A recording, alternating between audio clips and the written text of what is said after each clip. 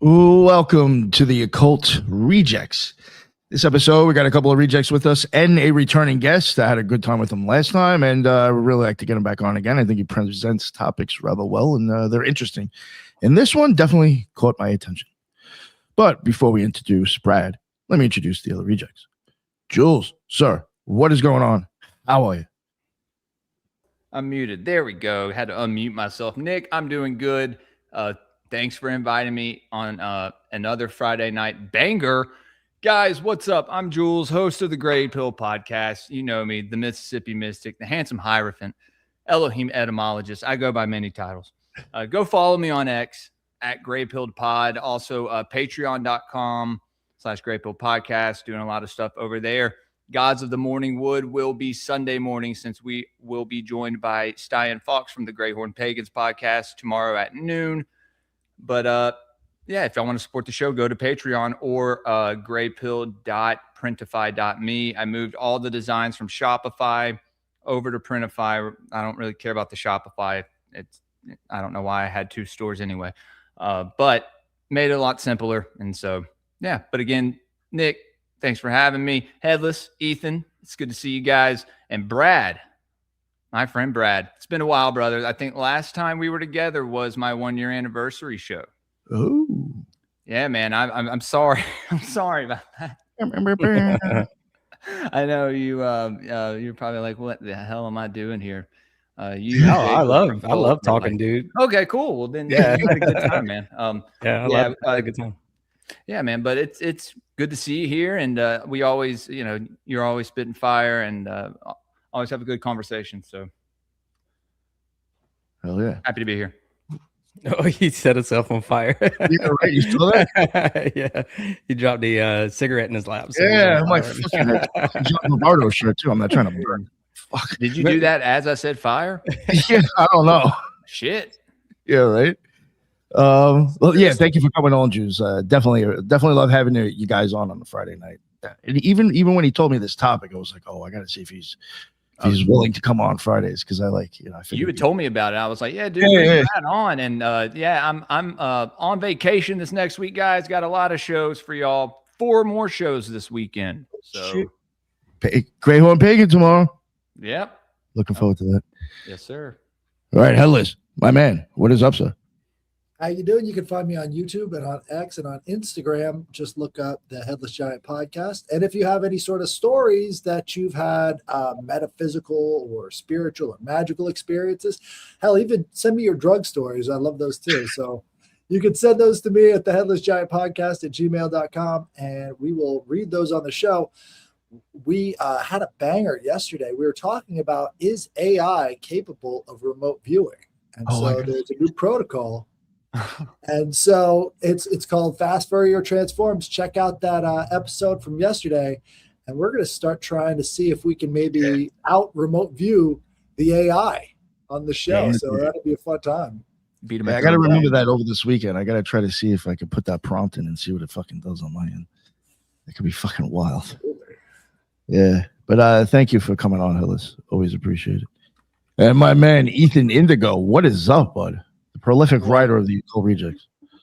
Yeah, well, peace, you guys. I was gonna say I really am. I've been enjoying your Play-Doh video that you just dropped, and you guys. I was enjoying your Rustic Gods last episode too, by the way.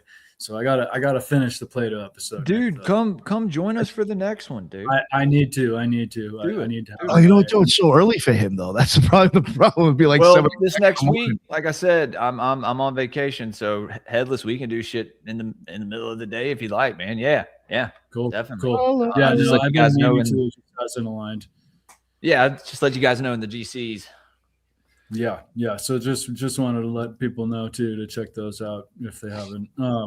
So Ethan Smith, I'm gonna be exploring a little sacred geometry coming up here. I got a little idea, and I have it written on that extensively and other subjects. And Brad, appreciate you being here, and thank you guys again so much for everything.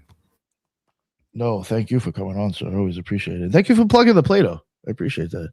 For people who may not check out the solo show, I do. Check them out. There's a lot of information in the motherfuckers. It's almost not worth doing. But no, I love doing it. So unfortunately. Yeah, thank you again, Ethan. I appreciate that plug. And Brad, please, finally to the guest. Brad, we got Brad from the Awaken podcast. Like I said before, he was on once again. If you haven't listened to it, go back and check it out. I can promise you it was a banger. Brad, please let everybody know what's up with you and where they can find all of your amazing stuff. Yeah, Nick, thanks for having me, dude. And thanks to all you guys for always being so welcoming. Last time I had a great time talking to you guys. I talked to Jules a while back, like he said, about a year ago on his podcast for his 1 year anniversary. So it's been a while since I talked to a lot of you guys. I talked to Headless back in like December, maybe November. I can't remember exactly when, but I'm always happy to be here, man, because I love being in the conversation with open-minded people. You know, a lot of times when you get on these shows, if you say one thing off the reservation, people you lose their crap on you, dude. You know what I mean? Yeah. And so it's always interesting to read the comments. You know, people are very, trigger word happy. So if you say the earth is round, they go, "Oh my God, dude." And if you say if you say it's flat, then they say, "Oh my God." If you say it's toroidal earth, it's So I deal with that kind of stuff. But generally speaking, the audience that listens to me on a regular basis, I think, are very open minded, and they just like hearing new ideas and new thoughts. And I think that's very important. The love of wisdom, philosophy, right? Headless. That's what we were just talking about before the show. So I like learning, Oh yeah. No, thank you, bro. But happy to be here. Yeah. I'm sorry. I didn't mean to, I forgot to plug theawakenpodcast.com, where you can find my links to my show, to YouTube and Spotify and Apple and all that stuff. So. Oh yeah. And I guess real quick, before we even get into the topic, maybe just want to ask your opinion on them. I guess, like, what do you think about the whole UFO thing in general? I guess, like, there's multiple ways, I guess, you can look at this. One, do you believe UFOs are even real? And then two, do you believe that the government recently, if they were to come out and say something, is that even real?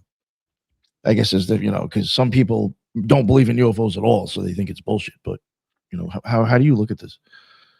I think the UFOs are absolutely real. I mean, it's hard to deny that, dude. There's thousands, or you can go to the National UFO Reporting Center.org. It's like NUFORG. I think we talked about it last time, NUFORC.org or something like that. And you can literally see thousands of videos and photos and all these different reports of encountering orbs and UFOs and creatures, cryptic creatures and stuff like that. So yeah, there's no doubt that they're real. I think that the government is probably trying to create some of this stuff on their own, but I think really what it boils down to, and I think I heard Tucker Carlson, not to quote Tucker Carlson really, but it's like, I think I heard him say something along the lines of, somebody told him it was a angels versus demons thing. And that's really how I feel about it too. I think it's a light versus dark, a good versus evil, angels versus demons, however you want to look at that. It's bad energy versus good energy. So I say that they're demons. Generally speaking, I like to call all of them demons, even though according to the book of Enoch, technically the demons that are wandering the earth are the disembodied spirits of the Nephilim. But I like to say all of them are demons, and all these different things. And I kind of have this theory on these different levels. I mean, it's not really my theory on the different levels of imprisonment for bad energies, but Uriel goes over these different levels of imprisonment with Enoch in the book of Enoch. And so I think different entities, different energies are, sort of imprisoned in layers of the earth and also in the cosmos. So that's my line of thought on things. But I think that they can come out once a day for like a how prisoners get these like this gym time where they can go out to the courtyard and get. Oh, they get 1 hour in yard. Yeah, I think they're released for a kind of like a little season every single day, to be honest with you. And it happens at twilight. It starts at twilight and it ends at twilight. So it's basically from sundown to sunup. That's when their yard time is. Demons get yard time? Huh? Demons get yard time. I mean, I don't know really how to phrase it. I'm too stupid. It's by thousands of years. Yeah, I know, but it's by planetary hours. I guess maybe I can do that. A certain millennium. You haven't even met an alien, and you're already calling him a demon. That's rather rough. You haven't even met one, and you're already saying he's a demon before you even shake his hand. No, I think that they're hard to please. If there are good demons, if there are good entities, then there are bad entities. So if we believe in angels, then we should probably believe in demons as well. And I don't think that anything that's kidnapping people and That could be the government. sexually assaulting people and things like impregnating them. I don't think that can be anything Hybrid good. babies. Yeah, creating hybrid babies and stuff Implants, like that. dude. Yeah, you got the stories of the implants and people having these fucking crazy dreams, or they, like a fever dream or something. But it's like, is it real? Is it not? Yeah, man.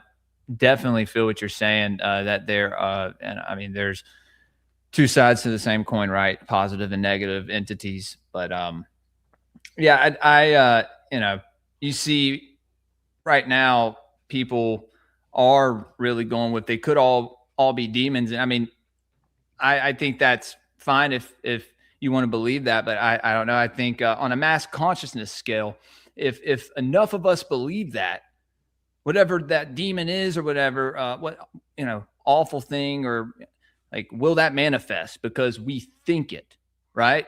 Because we're believing it. This is being pushed and we are all being, kind of, I mean, not saying that you're doing this, but kind of on a larger level, fear mongered to a point, to kind of, view these things in this way.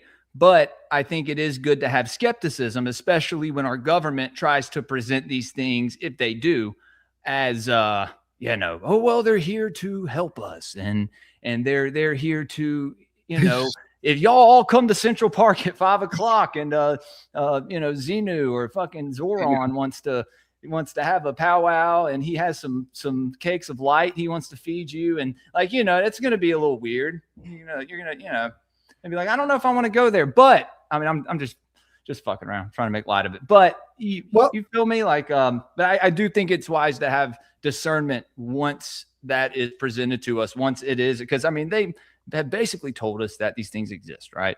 And that they've known about it for a while. And now you have certain politicians that are like, well, these may be the Anunnaki from it. And they could be, very much so. I think something that's revealing about the latest sort of iteration of the UFO thing is they're calling it atmospheric phenomenon, right? And that kind of goes into what the whole sun relationship is. So there have been lots and lots of sightings during broad daylight, but it's a different kind of thing than what you see at night, right? At night, you see like much bigger ships that are closer to the ground and all the rest of this stuff. But at night, you see these tiny little orbs, or you see these weird mechanical things in the sky. What if what we're seeing is some kind of a plasma projection or some sort of congealment of energy within the atmosphere? That could be why they're changing the name on us, because it has something to do with plasma and how it interacts with our atmosphere in a certain way. I mean, as you've studied there, Brad, you know about the idea of plasma being a part of our brains and our consciousness, and atmospheric plasma, intergalactic plasma. These things are stretched out. Plasma. Yeah. Blood plasma. Yeah, I mean, I agree with all that. I think that plasma is, during the daytime, it has a metal casing, and I have a theory as to how that comes about. Oh, nice. Awesome. But I think that it's just inside of that casing is the plasma. It's still the anomalous plasma that's flying around, that you see flying around at night. But, to get back into what we were just talking about, the government is not going to tell us any of this stuff. And that's kind of, I was in the military for a while, so was Headless. I don't know who else has served. I think, Jules, did you serve? I can't remember. No. A lot of times in the military, you kind of, well, I mean, there's a lot of, it's a lot of sucky things that happen. You see a lot of things, you're experiencing a lot of things. You go to a lot of places that maybe you don't normally get to go to. Like I was just mentioning the other day on my show that I've been to Turkmenistan, which hardly nobody has ever been to, you know what I mean? And it was a very weird experience, but I got to see things because I worked with an Army general, and I got to travel with him, and I got to see things from a very different perspective. I saw how all these things work in Congress, how they're all buddies and it's all a show and all this other stuff. And so that kind of geared me towards thinking that, all of this stuff. I'll give you an example, right? I was in Afghanistan taking pictures on the soccer field, essentially a helicopter landed on the soccer field. Lindsey Graham and Joe Lieberman and John McCain get off, and they go to meet with this general, and they all look to the left, and they're all waving at nothing to the left. They're literally waving at a brick wall. There's nobody over there, but they saw a camera So they saw an opportunity to create theater. And this was kind of a pivotal moment for me. I started going, oh, this is all show. Like, what is You this? witnessed this firsthand? Yeah. I took the picture, you know. So, Oh, man. I'd have been like, what the fuck is but going on? yeah, and I also saw, like, I mean, they were there it was like a July 4th visit, you know. What these congressional delegations, that's what they call CODELs, what they do is they typically go overseas for like one day so they can get the tax-free and hostile fire pay. And then they go back to the States. And so they're getting tax-free hostile fire pay for their entire month. And they do it once a month. They just go put their foot on the ground. It's usually like a whole congressional delegation. It's like 25 congressmen sometimes. And so like a lot of that kind of stuff, I would see big name, and I won't say it on air, but I saw a lot of big name land investors and developers and stuff when I was in Afghanistan. And a lot of that stuff kind of woke me up, right? And so long story short, I started, you know, kind of becoming more aware that there was a lot of fuckery going on. sorry to cuss on your show. I guess I should have asked, but so I started noticing that, and then it made me pay attention more because I have a bachelor's degree in marketing, and I was a photographer, like I said, and I was public relations in the Air Force. So I know a lot about manipulating the media and things like that in terms of like, you know, how to write press reports or press releases, how to take photos to get on the cover of USA Today, that kind of stuff. It was like, you know, take pictures of troops giving out soccer balls and bread to little kids and that kind of stuff. So there's a lot of manipulation. There's a lot of PR, obviously, manipulation that goes on there. So it geared me toward all of this. My whole background gears me towards everything I watch. I'm watching it with a I'm very aware and awake to everything that I'm watching, like the placement of products. Everything's not. I had Dean Cain on my show, Superman, right? And he was talking about how nothing is an accident. Literally Dude, every part. awesome. Huh? That's awesome. Yeah, literally every part of a production. And he was promoting one of his movies, and he was telling me that he literally has to look at everything in the scene. He has to look at the logos that are going on in the background, literally everything. So it's not an accident with some of this stuff. So whenever I'm watching congressional hearings on UFOs or whatever, and this has been happening since 2017, I started seeing that, what are they not showing? I started thinking, what are they not showing us? You know, and you always get the same types of people in these kinds of briefings. You get anything national security related. You get CIA, you get, I guess you don't really normally get CIA, but you get DOD, you get NSA, these kinds of people. Well, they're all geared towards national security. And so the first few briefings, I would kind of tune in a little bit because I'm very into UFOs. I want to know what's going on with them. And I would never, you always hear the same things. It's like whistleblowers. And then you hear guys like David Grush. Well, I know somebody who knows somebody who was in the crash retrieval program. And it's like, you know, eventually you start to go, well, nothing is ever happening. You know, we get the same stuff over and over, and they can't talk about this, and maybe they can talk about it in a closed door briefing and all this other stuff. And there's one thing that I continued noticing over and over and over. The word anomalous obviously appears a lot, but the words that they never say are aliens, and they never say extraterrestrials. They never say those words. And they always use anomalous plasma. They always use anomalies, anomalous, biologics, all these different words, right? They never say aliens. Matter of fact, I saw an interview with Elon Musk where he was talking about, you know, this girl asked him about aliens. He said, nobody I work with believes in aliens. And to your that's point, the word. To your point, they kind of try to use the grammar that could orient the beings as being anything, demons, as you say, time travelers, or a species Intelligences. inside. It could be another intelligence operation. They leave it open to many other things aside from what we would classically consider aliens. Excuse the interjection.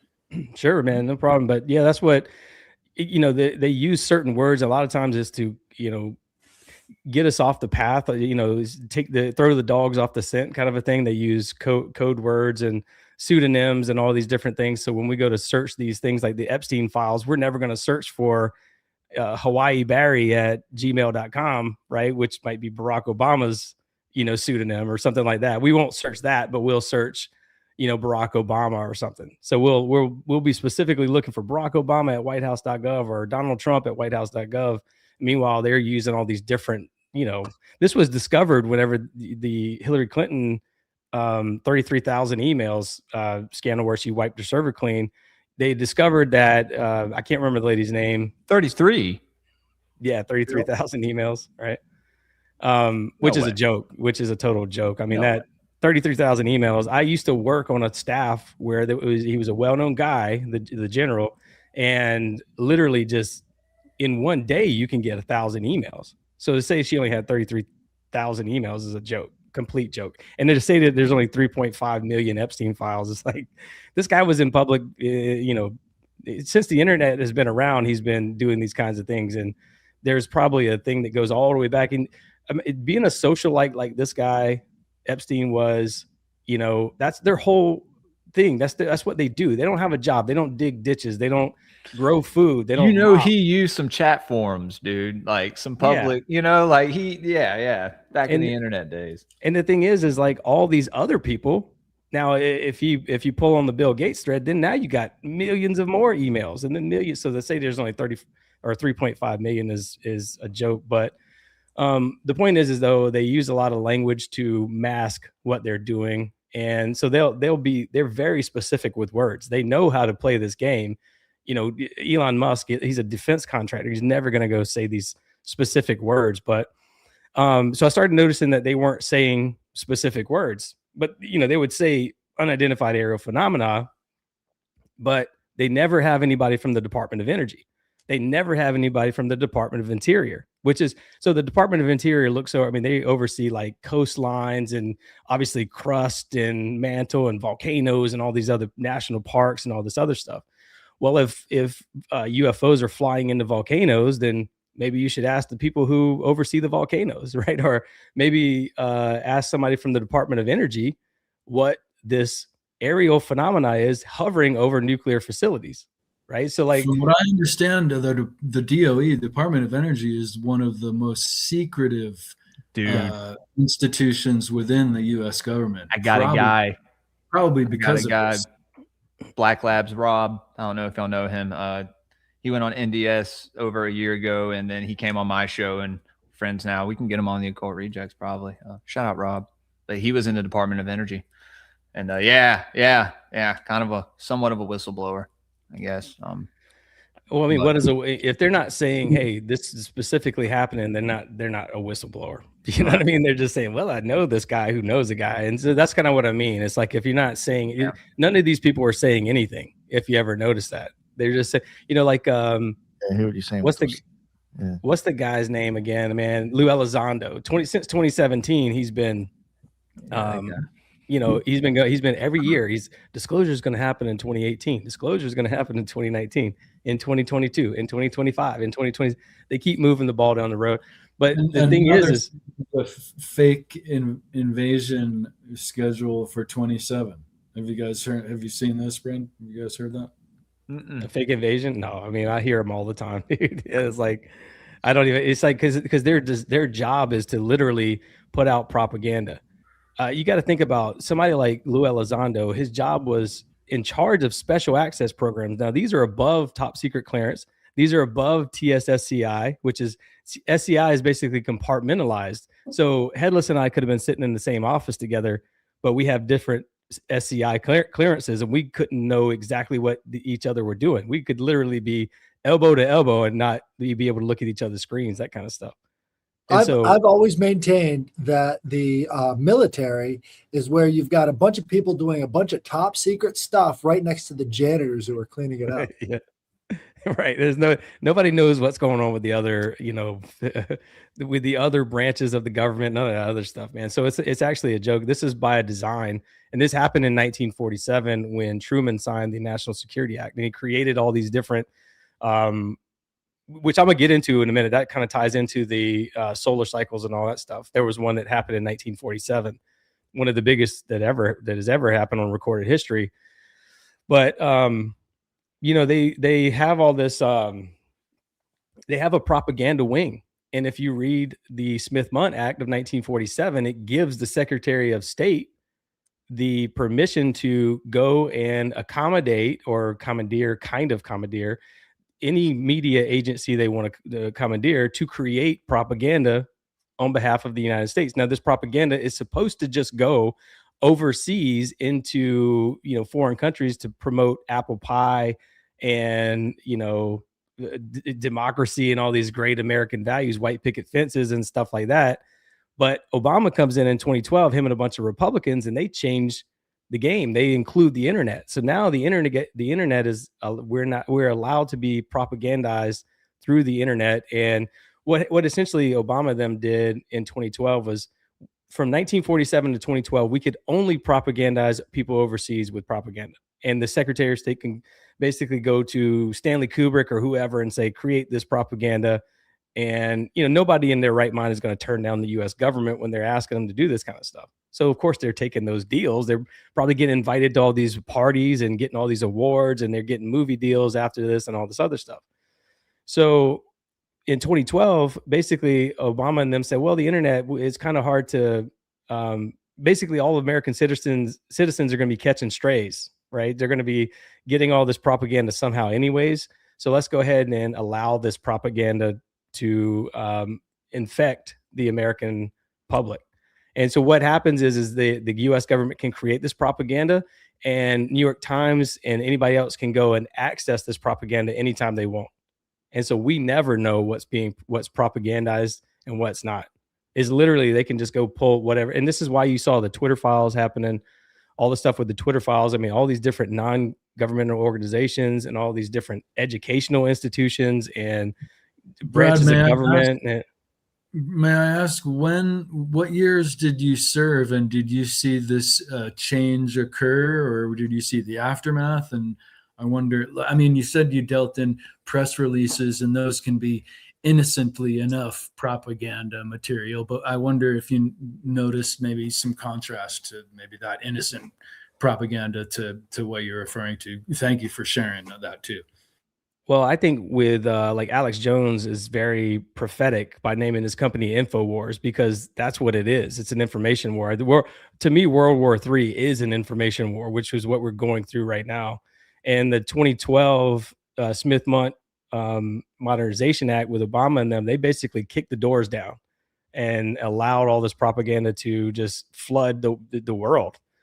And so again, this is why we get movies like the Disclosure movie that just happened with the Dan Farah guy, right? Who was the understudy for Steven Spielberg, right? For a long time. And everybody knows Steven Spielberg has had J. Allen Hynek and all these other, he's had some kind of access to government for all of his movies. J. Allen Hynek's son, by the way, was the creator of the cloaking device for The Predator, the movie The Predator. He won an Oscar for that or something. So these people know what's going on. They know all about these cloaking technologies and all these other things. But Dan Farrell was the understudy for Steven Spielberg, and he did Ready Player One and all these other movies with him, basically as his producer.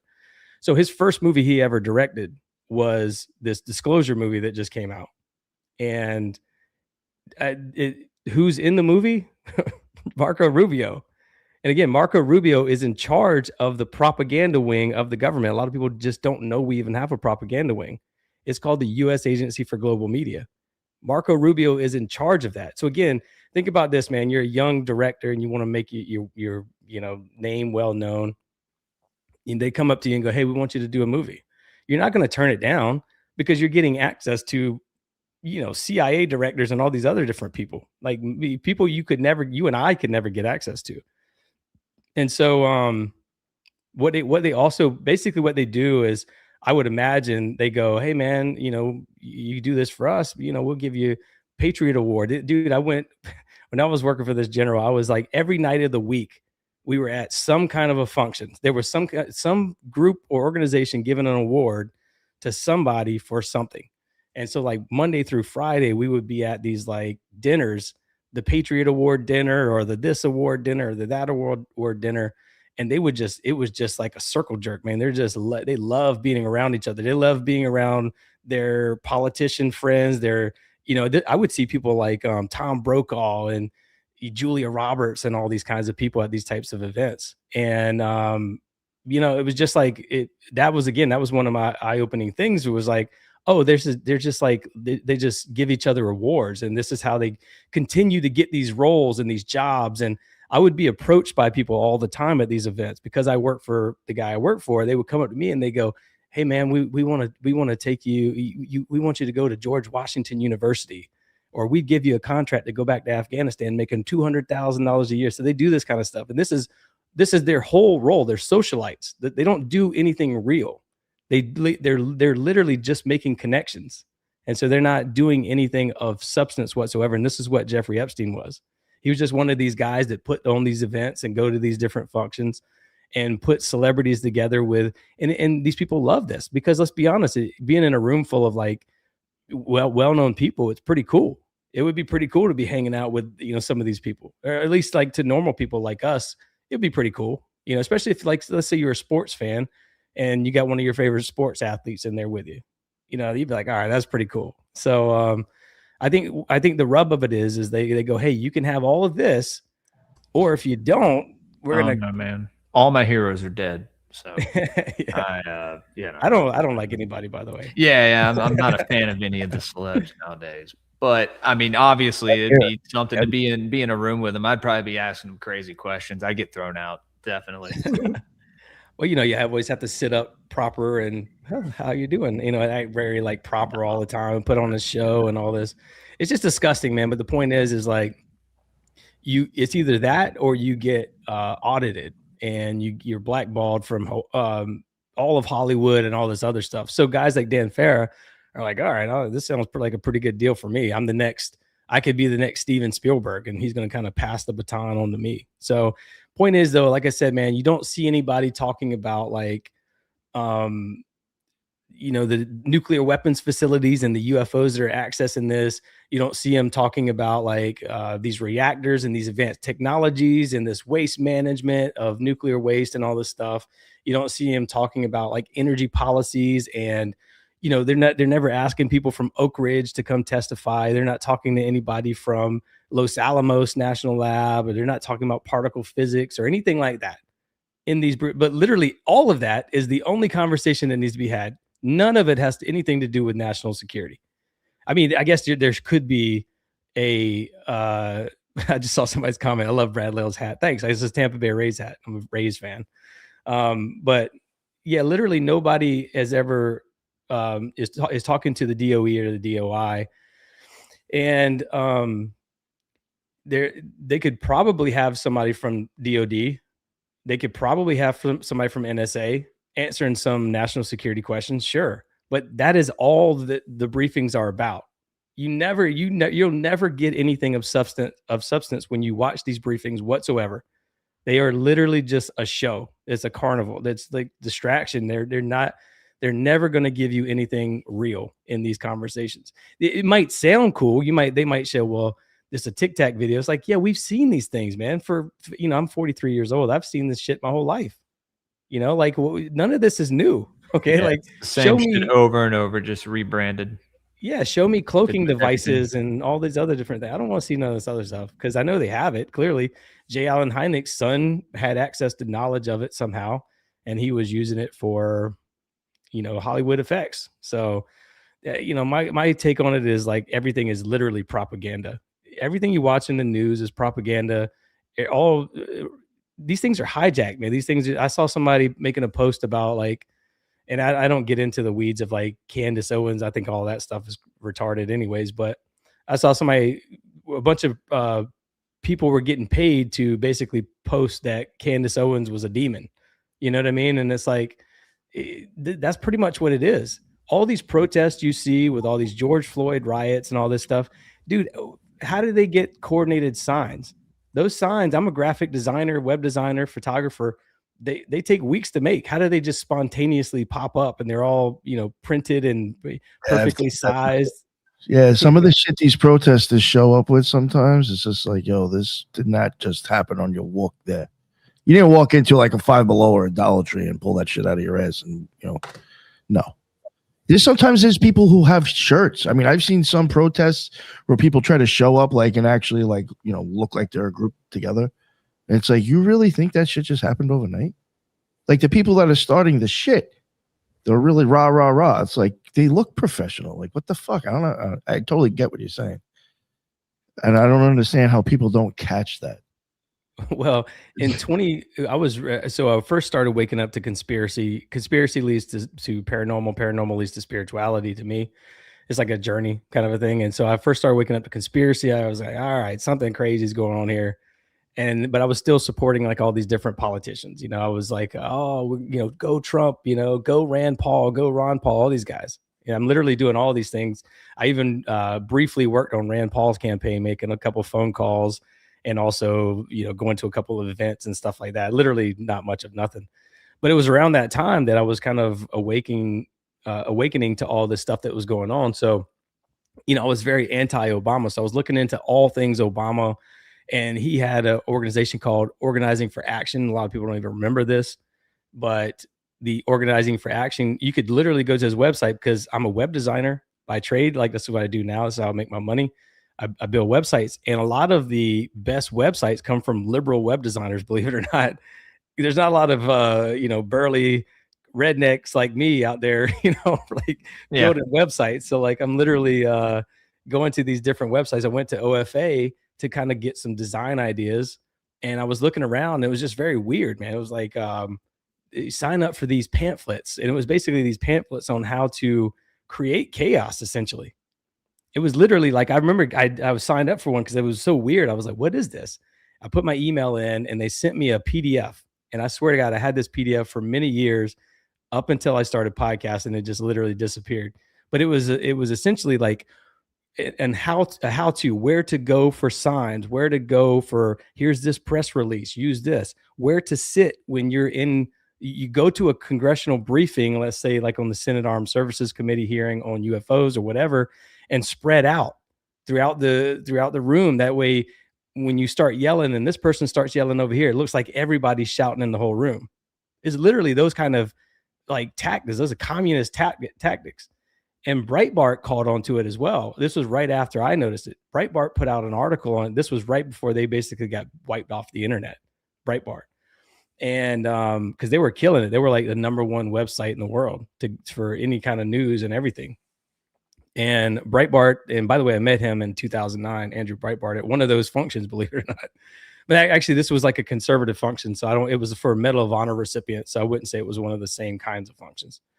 But, you know, Breitbart put out the article, and then OFA disappeared. It became Obama for America. And Organizing for Action was bought by George Soros, or basically taken over by George Soros.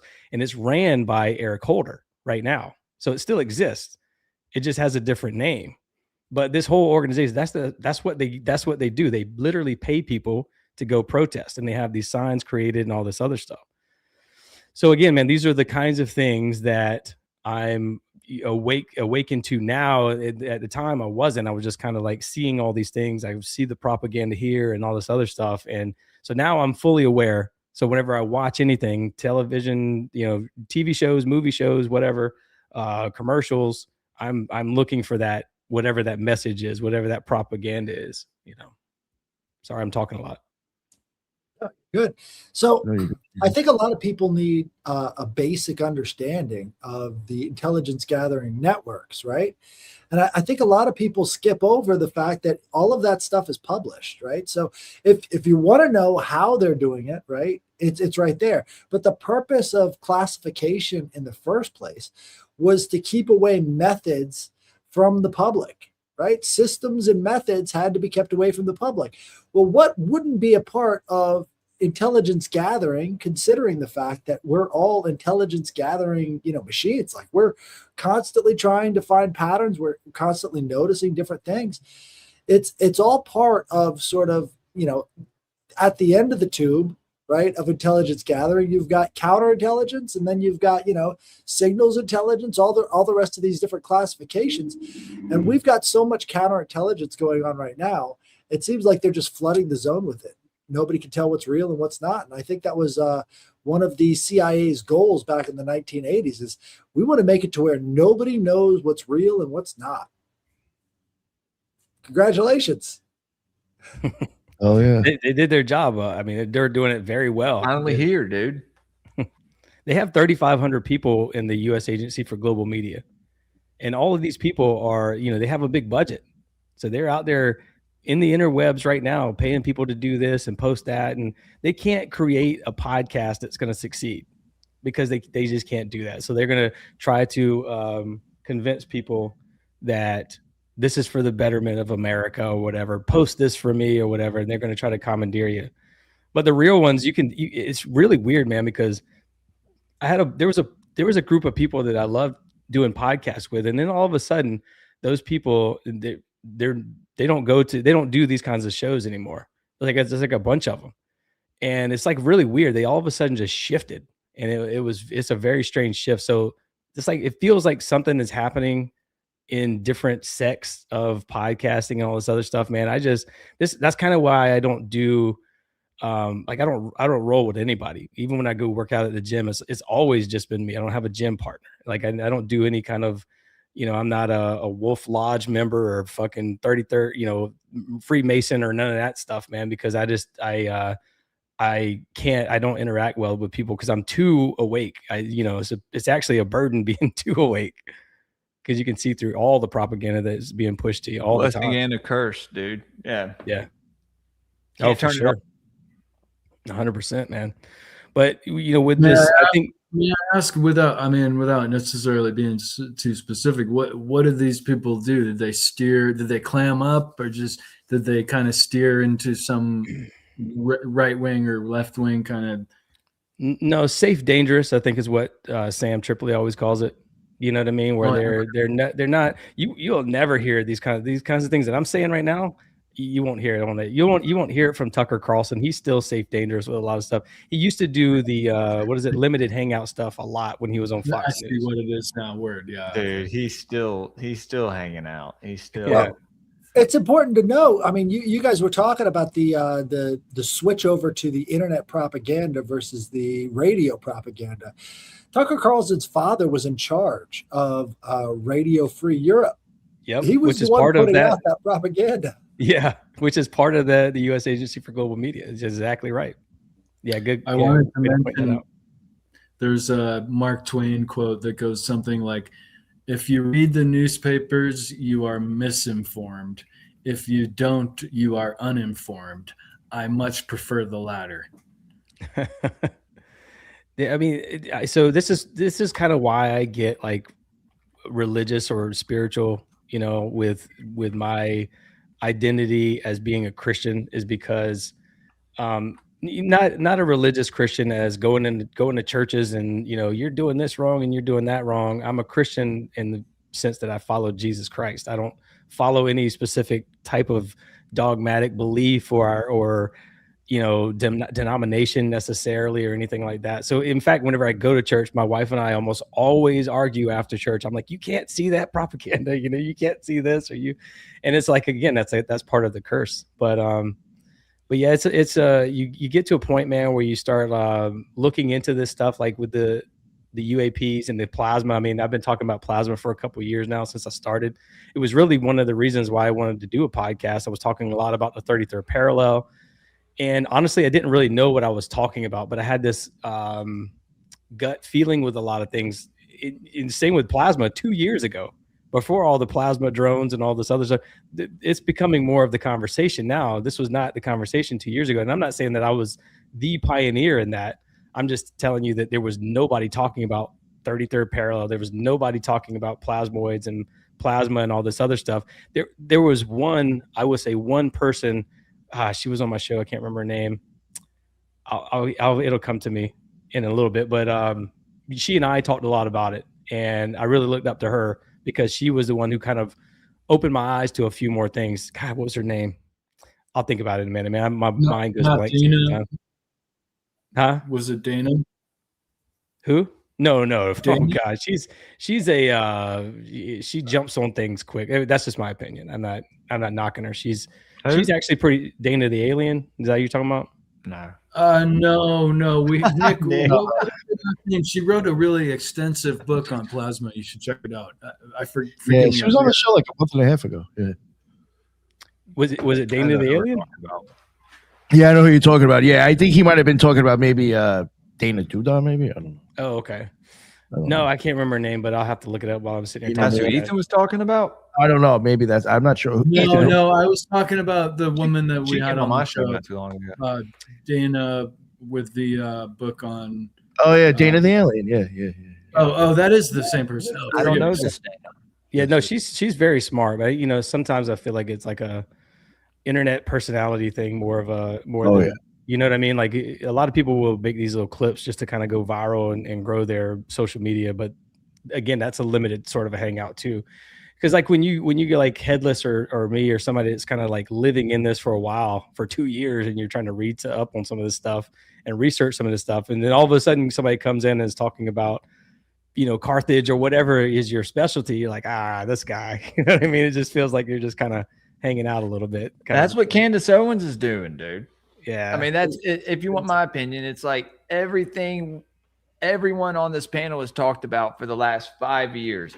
She is now, just all of a sudden talking about all of it. Yeah, like it's not new. The girl's name. New York Post is even like fucking really digging into pulling out fucking old school conspiracy theories and posting them now. It's like, like all of a sudden Bohemian Grove's like a new thing. Like, really? Well, I'm not staying in any of these. By the way, Emily Moyer was her name. And I had to go back to my website to look it up. But yeah, Emily Moyer, she was the one that was kind of like talking about plasma before it was cool. And then she introduced a book to me called A New Science of Heaven by Robert Temple, which opened my mind to all this stuff as well. So really it was Robert Temple. It's other people that has been talking about. There's a guy named Donald Kehoe who did, he was like a UFO guy writing a bunch of books and stuff. He was one of the authors of Weird Tales, which is like a Pulp Fiction, all the stuff that we're talking about now, they were talking about this in the 20s in Pulp Fiction magazines and comic books and stuff. And Donald Kehoe was one of those guys. And so this is not new. We're just kind of we're kind of bringing it up again. It's like, it feels like and it feels like collectively at the same time, we're all sort of talking about the same thing, right? Like Jules was saying, like the collective consciousness almost is, vibrating at this same pace or whatever. And maybe there's certain people like Headless or whoever that kind of is the beacon of light for everybody else. So like the signal for everybody else. That's what I was saying. There's so many other people who deserve to be out there, making a living off of talking about this stuff because they have that gnosis of it, right? Not right. This bitch, excuse me. This Sid the Sloth looking bitch. Have you noticed that it's I don't like her at all. Sorry. They make a sort of a formula out of what other people were talking about. So, for instance, like the Khazarian theory, right? We know from DNA studies that the whole Khazarian thing is kind of BS. And a lot of people who started out talking about Khazari is like they do a little bit more research and they're like, this doesn't look like what she's talking about. But then as soon as it becomes safe, dangerous, like you were saying, that's when you jump on it, even though it's not really... doesn't really have that. It doesn't hold any water. Right. Exactly. When it gets to those levels, that what they're going to be talking about is not going to be holding water. Yeah. That means it's time to shift your, whatever to something else. Dude, I have 18,000 followers on Instagram and literally every post I post is like 5 likes. Like I'll look at the numbers. Dude, I have like 421 followers. But it's like, how is it possible to get 18,000 and you're getting like no reach? And I look at the numbers and it's literally, they show it to none of my followers whatsoever. Yeah. No, they don't show. It's like you, 1%. dude, you hit the algorithm at a very good time. I did. Yeah. And then it basically shut me down. It shut me down. Actually. Yeah. It was like, after that, it was like, it tell you what, I went on Sam's show. I've hit the algorithm. Yeah. And then I've been shadow banned ever since. Like it's bad. It's bad. And that's who I love. My organic following. It actually shows that I had never, sold out or paid for followers or anything. It's very, very organic, very homegrown following. I love my audience. Cheers, guys. Yeah, Happy Freaks Day. It was the same with me, man. And then all of a sudden I had a couple of videos in a row that did well. And then I went on Sam's show. And then once I went on Sam's show and he tagged me in a post, it was like it literally just stopped. And I'm not blaming Sam at all. I'm just saying that maybe he's like so shadow banned that anybody connected to him is like, well, time to shadow ban that guy too. You know, it's like, so basically anything I post now, it's embarrassing because the numbers are like 5. You know, some of them will still peek through a little bit, but they hit a wall every single time. They don't go and they hit like 1,000 views and they stop, or they hit 3,000 views and then they stop. And so I had a couple of posts. I remember I even had one on like Twitter that I think they hit 1 million views of like Trump something talking to somebody at like the WHO, and it was like an old video too that people thought was new, and that's why it went viral. And like, but like it had nothing to do with the podcast. You know what I'm saying? And then on my Instagram, there's a bunch of things that you can go see that like I got 500,000 or a lot of fucking views, and it's like video work that I unfortunately not even thinking when I'm making the post has zero shit to do with my show, so it never reflected in that. You know what I'm saying? It's like, all right, I could post something on my podcast, it'll get like 30 likes. I could repost some like stupid shit, or I could film like something with my drone and we'll get like 20. Or say some dumb shit on a very popular video. Yeah. Yeah. Well, but again, this is what happened. Yes, it is cock blocking. Vince said it in the chat. That's exactly what it is. It's literally the government. That's what the Twitter files revealed. It was literally the government saying, hey, I don't like this post. Hey, blacklist this guy. That's literally what they said in all of those files that they released. That's what they were saying to each other. It showed this web, and I can't remember. It might have been Whitney Webb actually that did the web of like all the government organizations and non-government organizations, basically everybody who had their grubby little hands in telling people what to take down. And so like I would imagine they're still doing it very heavily. You know, they didn't stop doing it at Instagram and Facebook and all this other stuff, I'm sure. You know, and to be honest with you, I've always, as a social media guy, like marketing guy, I've been very into this stuff. And one of my other things that woke me up was seeing how they were manipulating the algorithms, because I remember when Comey was testifying about the Hillary Clinton emails, they used to have trending topics on Facebook, and that wasn't trending, despite the fact that everybody in my newsfeed was that's all they could talk about was the Comey files and stuff like that. So I initially hated all these guys, like Mark Zuckerberg, and I still hate him. I think they're all demonic and all this other stuff, but I kind of feel bad for him because of the fact that what if they just wanted to have a company and they didn't want to do all that? I don't know, man. Is Mark in some like Mithras mystery school or something, or like is he doing like fertility rituals under, temples? I don't know. I think he's paid to be a face. You know, I think he knows what he's doing as far as being a puppet or an actor, but I wouldn't say it's kind of what I think about Epstein. Like, yeah, I think he may have been into some like weird, some sex magic, some blood sugar sex magic, tantra stuff. Yeah.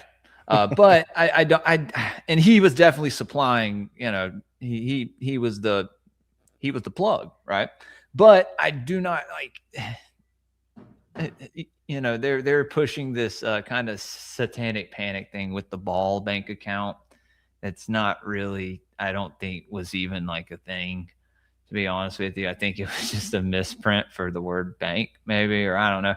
And who knows? Maybe even they did it to fucking troll us. At this point, to be honest with you, it wouldn't surprise me. It's called because so many people are just taking what they give and running with it. Like, then that's the thing, Brad. It's like, are we not conspiracy theorists? You know what I mean? Like, are we not like dude? That's the thing on Gray Pilled. Like, we've questioned everything since day one, dude. So yeah, there's you've seen that some places, but more so in the main stream. Like, there's certain things like you see it shifting a certain narrative, right? You see it shifting a certain way, and it's like these people.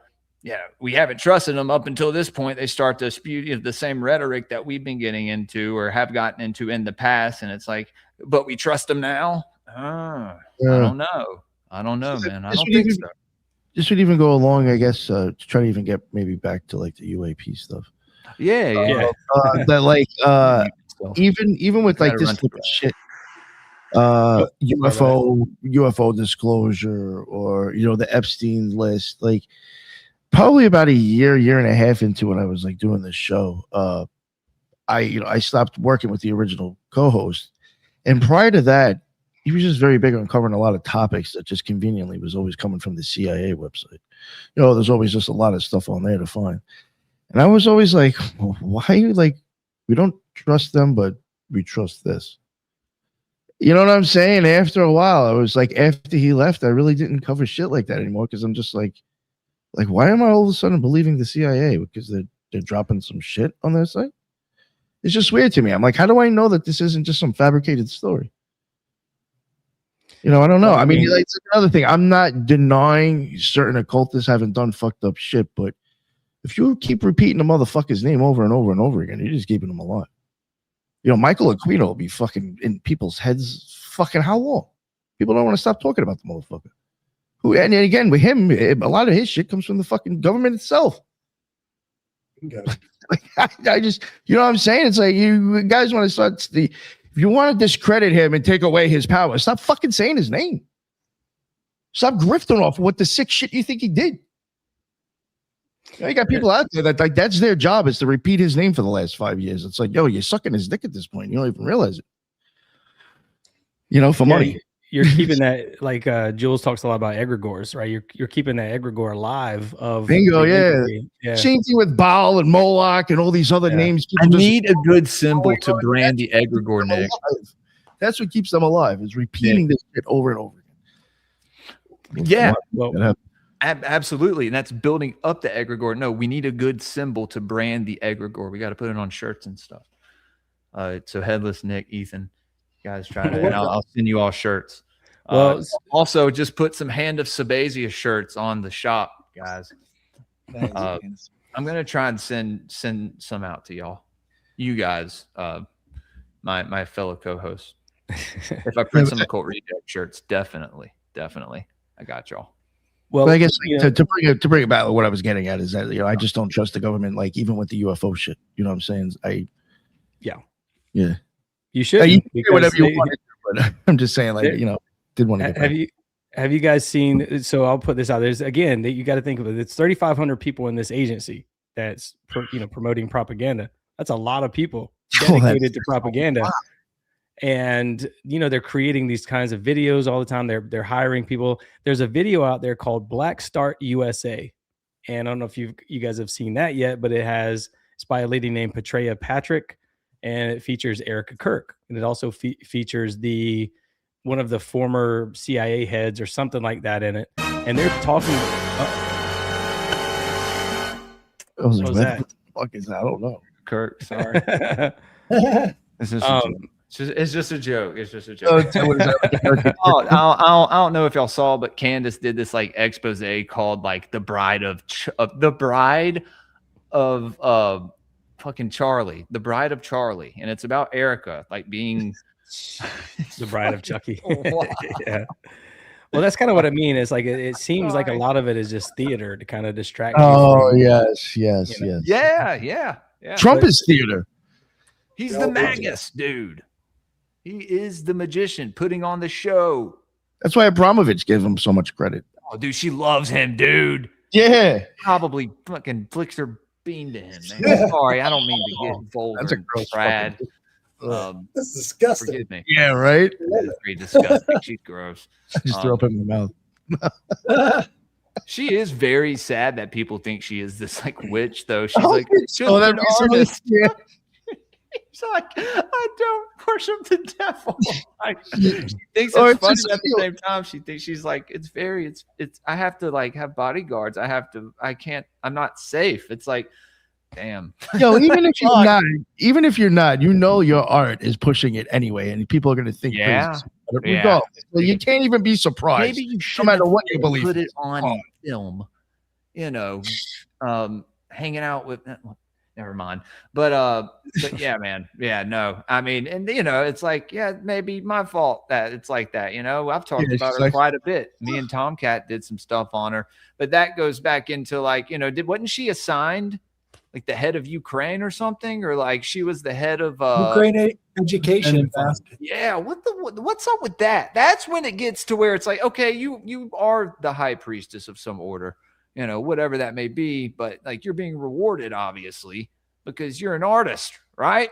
How much- You're not a oh, fucking she- politician, just what's like she doing to Zelensky is control an mine? actor. Just they're all actors, dude. They're all actors. Yeah, I mean, quite literally in this Someone- video, quite literally, that's what she did before. She was an actress, right? And she was in this video talking about EMPs and basically what will happen if the grid goes down. So you have to watch it sometime. It's called Black Start USA by Petrea Patrick.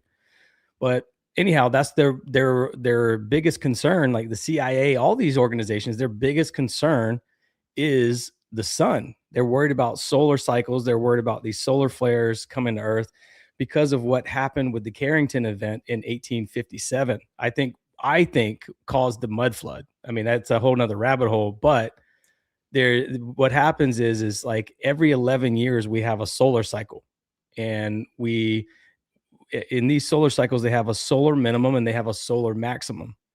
And the last solar minimum was 2019. The last solar maximum was November 2024 is when it started. And that's when we started seeing all these plasmoids, these anomalous plasmas in the sky. So you can start to kind of you see a repeating pattern. And when you look back over history, all these major milestones where we thought that the world was going to end, where we heard a bunch of propaganda about the world ending, was a solar cycle happening. So 1947 was another major solar storm. And this is when the Roswell crashes happened, which I actually think that the solar storm caused all these things to fall out of the sky, basically. A lot of these anomalous plasmas and things. So they really are worried about these solar storms. And I think what happens is during solar minimum, which is like, basically, I'm gonna try to describe, because I'm too stupid to really be able to process this one, also because I got some notes written down. So I got some notes written down I'm gonna read.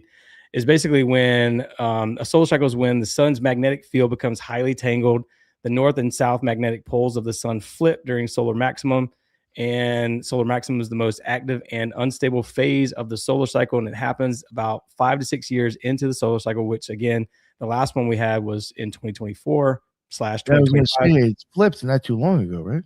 Yeah. And we had one of the craziest solar flares ever hit Earth, not just recently. So you can actually look that up. So what happens is when the sun twists up, it flips its polarity and it just shoots these CMEs, these coronal mass ejections, and these solar flares. This giant plasma balls essentially come hurling at Earth, and they hit the magnetosphere, and it weakens the magnetosphere. Because normally the magnetosphere is like it's just a firmament of Earth.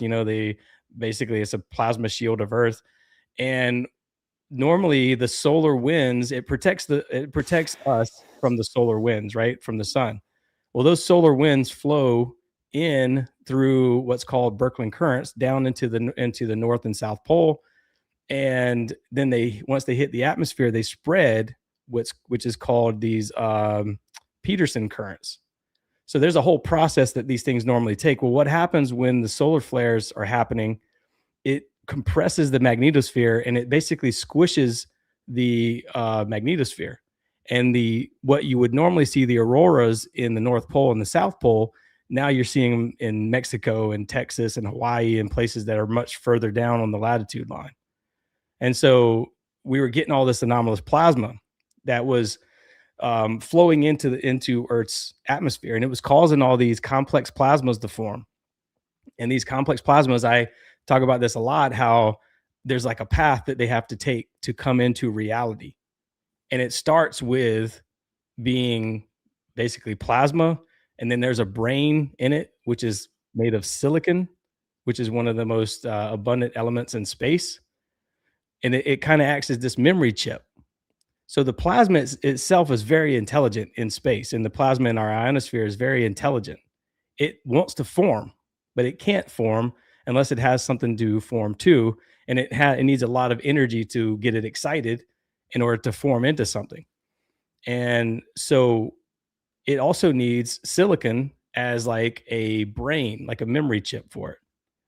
And then what happens is you get noble gases that interact with this, and it creates this, like basically the noble gas acts as the energy for it. And it drives it, it moves it around. So now you have an intelligent blob that's kind of flying around. That's called complex plasma. And this complex plasma needs a magnetic field to essentially stay alive whenever it's in our atmosphere. And so it starts, this is why when you see like ball lightning, there's a lot of videos out there about ball lightning. There's a famous one from Russia or somewhere like that. It's like purple ball going across the train tracks. It needs a lot of energy to stay alive. And so it's when it becomes a complex plasma, it looks like what Jeremy Corbell shared with the jellyfish UFO. Like you can't see it with your bare eyes, but it's a big blob of plasma flying around. And I think it looks for a magnetic field to interact with so it can come into our reality, if that makes any sense. And so it can basically energize itself, fly around, and pull from the putrefied ions of dead animals and metamaterials and things that are in the sky or in the swamps or whatever. And then they form into something. They come into our reality. This is why I think that Bigfoot looks like or smells terrible. He looks like all these different animals and stuff, is because it's putrefied remains. So the dead animal ions are just kind of floating around. And then a UAP, or orb, or a plasma ball, or a ball lightning, whatever you want to call it, basically electrifies, and it starts pulling these things in, and it forms quickly into something. And dude, the funny thing is I'm looking into the J. Allen Hynek investigation of the 1966 Michigan sightings right now. And this is the famous swamp gas story, where everybody's heard the swamp gas story, right? And he actually describes exactly what I'm talking about, except he says like vegetation, the decaying vegetation causes these anomalous plasmas and stuff. So everybody wasn't satisfied with his answer, but he was actually giving what I think was a pretty good answer now that I'm looking back at it. So essentially, when that magnetosphere is compressed and there's a lot of plasma flowing into, a lot of hot energized plasma coming from the sun, flowing into the environment, flowing into the ionosphere, it's creating these little shoot-offs, these little, quick forming complex plasmas, these orbs. And they're finding magnetic fields to turn into in order to stay in our reality. And I think this is why they go down into underground bases, and this is why they go into the ocean, and this is why they go into volcanoes. They're trying to hide from the sun because the sun disperses them back into this plasma state. It essentially just disintegrates them back into that plasma state. And so this happens every day. It happens at the twilight zone, which is, again, the weird time where the sky is, different colors when the sun's going down and also when the sun's coming up. And so it's funny that the Twilight Zone was talking about this in the 50s. You know what I mean? They were literally putting all this information out there to the public in the 50s. I just don't think people were really fully paying attention. And if you look back at the Twilight Zone, they're literally talking about all kinds of different things that's similar to what I'm talking about now. And they're talking about UFOs, and they're talking about energy. And they even had organizations back in the 50s that were called like unidentified aerial phenomena and all these other words that we think are new words, but they're actually like 70-year-old words. So the Twilight Zone is the very important part of the day where these things have a small window of time to come into our reality. And then they basically disappear as the sun. Once the sun comes up, it's like vampires. They're gone again. And so they're trying everything they can to stay in our reality. During the day, they come out, they have this metal casing around them, these spheres, these boogospheres and all this stuff you see. They have a metal casing because it's essentially, I think, a plasma intelligence that's inside of that. And these things are very intelligent. These plasmas are very intelligent. They've been around for billions of years. They've been witnessing everything that's been going on Earth for billions of years. They're recording it. They're storing it in silicon. And they are literally trying everything they can to get into our reality. Now, part of me being a Christian, and once you read the book of Enoch and all this other stuff, then it starts to even make more sense. I mean, the Bible and the extra biblical texts really come alive when you read things from a plasma. Headless was talking about on my show about clouds, and you see a lot about lightning and stars and all this other stuff. And lightning is plasma, stars are plasma, all this other, they're telling us this. They just didn't know what the words to use were back then, or at least they've changed the words since then, which I think has actually happened. I don't think it's always been called plasma. I think it was actually ether. I think ether is the fifth element that we aren't taught about, and they just changed the name to plasma. So that's a whole nother thing. I mean, I'm not scientific enough to explain myself with that. That's just what I believe. Well, I think what you're touching on is all about magnetics and electricity, right? And what we're seeing now is that the core of the Earth is slowing down. We get our magnetosphere that basically repels a lot of the, particles coming from the magnetized plasma particles coming from the sun. It's slowing down, right? That's actually a physics problem because you need to have it slowing down so that it can maintain in the future. This is why we have these pole shifts. Well, if it's slowing down and coming to a stop, that's going to create that pole shift. I don't know if you've ever seen it, but it's the tennis racket theorem, right? So the tennis racket theorem is where you spin a tennis racket, throw it up into the air, the handle's going to switch sides, right? That's what's happening when you're talking about the inside of the Earth. The polar shift is going to switch sides. So, every couple hundred years or a couple thousand years, you get these major polar shifts because it's baked into the physics of the Earth itself. Now, one thing I think is pretty interesting when it comes to the twilight period is this right here. Right, so this is also there at dawn. Have you guys ever seen the green flash that goes on when you're watching the sunset over the ocean or whatever? So if you're on the West Coast, right, when the sun drops down to a certain point, it refracts off of the atmosphere so much so that the yellow finally combines with the blue. Nobody thinks about it, but if this blue has any sort of connection with that yellow, it's going to make a green, but there is no green in our atmosphere. So there is a separation between the yellow and blue in the atmosphere to such a point that the only time you ever catch the green in the atmosphere is at this green flash, right at that perfect magic hour as the sun's just dropping down over the horizon. And it doesn't always happen either, but there are definitely strange things, concrete physical phenomena that goes on at sunset and at sunrise as well. So you've got a lot of that happening, and those all have electromagnetic properties that aren't necessarily being fully explored because the magic of the sunset is basically lost for everybody now. They're all just inside watching TV and stuff. Yeah, and the different glows that you see, the different colors, they're gases that are being the excitement's happening within these gases, and you're seeing the colors you're seeing is the photon of light as they're going back to their normal state. It's losing a photon of light, which is it's blue or green or red, and they correlate to argon and oxygen and all this other stuff. So we're seeing like the burn off of natural gases, or some natural gases. Not all of them are natural gases, or I'm sorry, noble gases. So this is the green flash. It's only about 40 seconds. Yeah, let's see.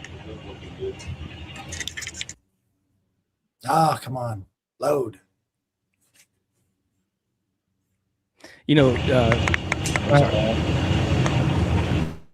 I can mute it. You guys could. It's just. I muted it. Yeah. So it's funny because when they say the word non-human intelligence, the government says that they're being very specific. They're telling you what it is. They're saying non-human intelligence. We just don't know what that is. But you and I know, right? Mm-hmm. Headless. I mean, some of us who are into plasma knows that's what plasma is. It's non-human intelligence. It's literally an intelligent life form that just doesn't have a vessel, if you will. Yeah, it was. Way to look at it. That's the only thing you can get into the atmosphere when the sun is going down. Just that little tiny sliver. That's the only time you're going to see green up in the sky, which is kind of interesting, Well, you do see it from the burn off of from the excitement from the air glow of argon, which is you see it at the poles. The basically. aurora borealis. Yeah. Yeah. That's when you see it. Yeah, I think argon might be. Yeah. So that's I mean, to the gods, dude. I just think that I think that they are worried about populations because, like in 2019, right after the solar minimum. I mean. So when the solar minimum happens, that's the least volatile time. And to me, this is their planning phase. This is the global elites or whoever you want to call them's planning phase to depopulate the world. And 2019, I think that they were like, hey, we got to reduce populations. You got the big event coming up in 2024, 2025. They were worried about like a major solar flare that was going to hit. And it did hit. And it did cause flooding. And it did cause hurricanes. And it did cause I mean, look at what happened in wildfires. Now I know that some of the wildfires were probably started by direct energy weapons and stuff like that, right? But it's like it caused a lot of chaos around the world. We just didn't pay much attention. It was causing North flooding in Carolina, Texas, dude. North Carolina, all these that's other bad. places. Yeah. So solar flares did have an effect on the environment, and it literally affects your pineal gland whenever those solar storms are happening. It like gives you this fight or flight response, and you start having these crazy dreams. You get like a lot of migraines. There's a lot of weird psychological things that happen as well. A lot of people started to wake up then. This happens every 11 years. The next one's going to be 2036. You're going to see another awakening where people kind of wake up to things, and then you'll see a die off. And you can kind of see that die off now, where people are kind of like not really concerned about it anymore. They were very concerned in 2024, 2025. Now it's starting to kind of trickle away. Now, I still do believe that some people are waking up, of course, but I feel like it's kind of going back to the way it was a little bit. I hope it doesn't. I hope the door is kicked down and we continue to talk about all this amazing stuff and people are held accountable and all this other stuff. But, I think that we're getting to a point where these people just know, these brainiacs, these nerds are sitting in a room and they're looking at the weather and they're like, oh, these things are going to happen. We got to reduce populations. When's the next solar minimum? 2030, which is Agenda 2030. So, of course, they're going to try to reduce populations again around that time in preparation for 2036. Because I really believe that solar flares, their biggest fear in the world, their national security concern is solar flares. I really believe that that's their biggest concern in the world. I don't think they care about I think they know about this anomalous plasma and they probably do work with them and these beings, and they give them sacrifices in exchange for technologies and scientific discovery and medicines and all this other stuff. I really believe that that's happening, but I think that their major concern is with like the sun. This is why they're trying to block out the sun. They're literally trying to like prevent major solar flares from hitting the earth. And because they know if the grid goes down like it did with the Carrington event in 1857, which caused chaos around the world, telegraphs going crazy and all this other stuff. I think they had technology back then that we just didn't know about, that we don't know about today. And I think it caused all this mass flooding with these mud floods and all the stuff that we see. I really believe that there was a big plasma storm that happened, a big solar storm that happened. I think it was 1857, might have been 1859, but it was a big event. And I think that they are worried about that every single time. So, well, I think there should be something to be said about the layered aspect of the internet, right? So you've got Web 1.0, which was like message boards and really basic chat programs. And then they added another layer. And then you've got Web 2.0. And this is where you've got social media. But every time they're adding a layer in there, that's another control structure. So now they get to control what you see in the feed, and now they determine what goes up and what comes down.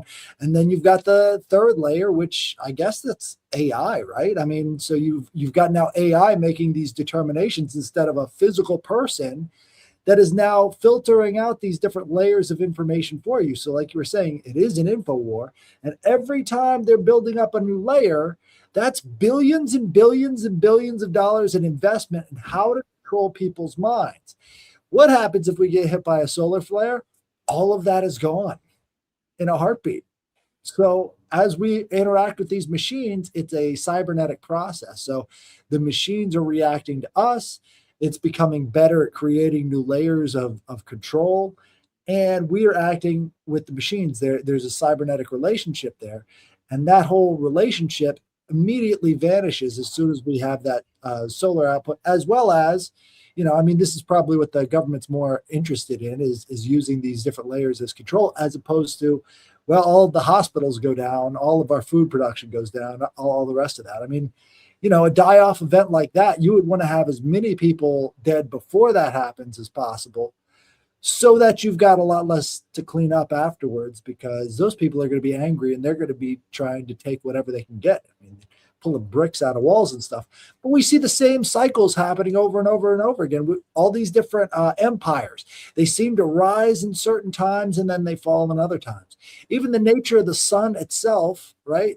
The soul right? It has something to do, like if you look at astrology, you're known by your sun sign, right? The soul sign. So there's something that they know, that we're deeply interacting with the sun on a very, different level. If it has anything to do with anything, it's shaping your personality. So what we're looking at is sort of like how they can manipulate the most basic framework for humankind. We had a show earlier about the aura, right? And the aura is best talked about as sort of like a low energy plasma that sort of exists around you, and it organizes based off of the thoughts that you're having. And you could see this too with all of these, cryptid encounters. There's a strange energy that's given off of from them or stolen from the person that is interacting with them. They're having an aura interaction there. So if you can control the sun and how it interacts with humans, you can really control the destiny of the entire planet. Well, I know I'm talking a lot, and I promise. Let me just say one more thing before I forget this, because I was just thinking about something, because I was reading the comments and they were talking about Enoch. Now, I mentioned earlier that the archangel Uriel had a conversation with Enoch about cataclysms, essentially, and he's like, Enoch's witnessing all this crazy stuff that the Nephilim are doing and the fallen angels, and he's like, hey, what's going to be done about this? And he asked Uriel this, and Uriel's like, hey, don't worry about that. God's going to imprison them in the different layers of the planet. He's imprisoning them in the crust and below the mountains and in the abyss and in Tartarus. And also he mentions the cosmos. He's imprisoning them in the cosmos as well, which gets into another theory, which I don't think we have enough time to talk about all that. But, Uriel is essentially telling them that, like, the planet is not this passive system of creation. God created this system. It's like a prison planet for these entities, these different energies. And when the buildup of energy becomes too much, the righteous souls reach out on behalf of the righteous souls of the dead, meaning that even those who die, like Cain, like Abel from the Bible, when he died, he was on earth. He was basically imprisoned on earth in a place of rest. So this is why they say rest in peace, because it's like a waiting room. It's like a peaceful waiting room until Judgment Day comes. And this Judgment Day happens regularly, and it happens in great fashion with cataclysms. Now, it might be every 23,000 years or whatever, but Uriel's essentially saying, like, hey, don't worry about these things. God's going to take care of them. They're going to be imprisoned, and then there will be a cataclysm, and it wipes all the bad energies off the earth, and it's sort of like a reset. You talking about the archangel? Yes. Yeah. Well, I mean, who is Uriel? When you go back into the ancient Mesopotamian myths, it's the son of Enki, known as what's his name, Ningal, and he has a daughter named Ningal, but he has a son named Ningal, and this is who leads Zayasudra or Noah to land, right? And in the Bible, that's Uriel. Yep. And so it's uncanny when you look at the parallels between the two. Yeah, but he's talking about this. He's basically saying that the energies will become too much, and the righteous souls that are resting in peace are petitioning on behalf of the humans, or behalf of the righteous souls on earth. And they're saying, all right, God, the judgment needs to happen right now. These things need to happen because it's becoming too much. The negative energy has become too much, and earth can't take it anymore. And, that's essentially when or at least that's what is believed to be, according to Enoch. According to the book of Enoch. So we have to transmute that energy, man. That's what the humans are. We're beacons, right? Like, we are these energy, these forms of energy that we can, I think that is possible, but I see in a lot of near-death experiences, they talk about humans having kind of a tornado reaching up to the sky. As they're looking at them, there's like an energy tornado coming up from humans that is connecting to something higher, some sort of higher intelligence or something like that. And if you think about the travel down the tunnel of light, right? That's almost like the middle of a tornado. And so you've got that sort of tornado aspect to our being. Like, there's so much about ourselves that we don't fully understand. And all of it comes down to, where is this energy coming from that is sort of creating life itself? And, Is it connected to the sky? Is there some sort of a cosmic radiation field that is now connecting the earth to the heavens? And that's in all of the mythology. It's all about Father Sky and Mother Earth. But why wasn't it reversed? Why isn't it Mother Sky and Father Earth? Like there's so much that, you know, is sort of assumed that we just take for granted. So Father Soul, right? This is the embodiment of the human being here on earth. So this is the father, this is the seed of the soul that is now inhabiting these bodies. So, you know, life itself could be much more connected to the cosmos than anybody gives it credit for. I was about to say, yeah, soul, which is the sun, you know. And if you think about a tornado itself and look at the inside of a torus field, the torus field can change shapes, right? We've got this massive torus field around the planet as this, you know, the magnetosphere. And in the inside of the torus field, you've got the tornado.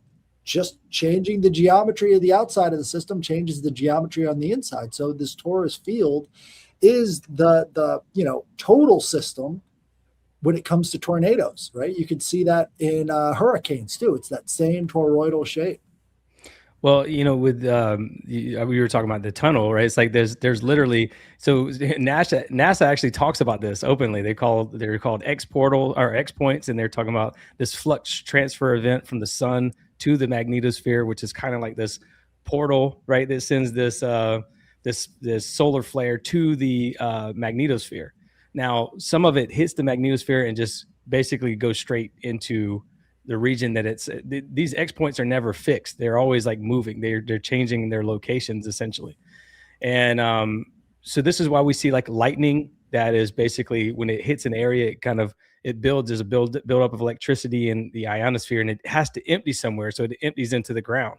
And this is where you get a lot of the, you know, Jesus talked about seeing Satan fall like lightning from heaven, right? And so this all ties into the biblical cosmology of the Bible, but we're not talking enough about that. We're not talking enough about those kinds of interactions that are regularly occurring, burning bushes and clouds and all these other things, these glowing entities, these transformative, you know, moments where somebody's seeing some sort of an angel and having an epiphany or talking to a burning bush or whatever it is. You know what I mean? It's like all these things, when you start to look at it from the angle of like first of all, when we talk about science, I think science is just a corrupted word. It's like an overlay of a Saturnian overlay on God's creation.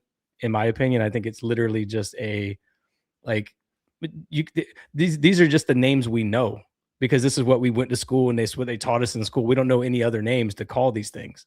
So, yeah, but I think that everything is corrupted. So like even ancient geometry and stuff like that, that was still corrupted by Satan. All this negative, it's anything negative that corrupts God's creation and passes it off as its own.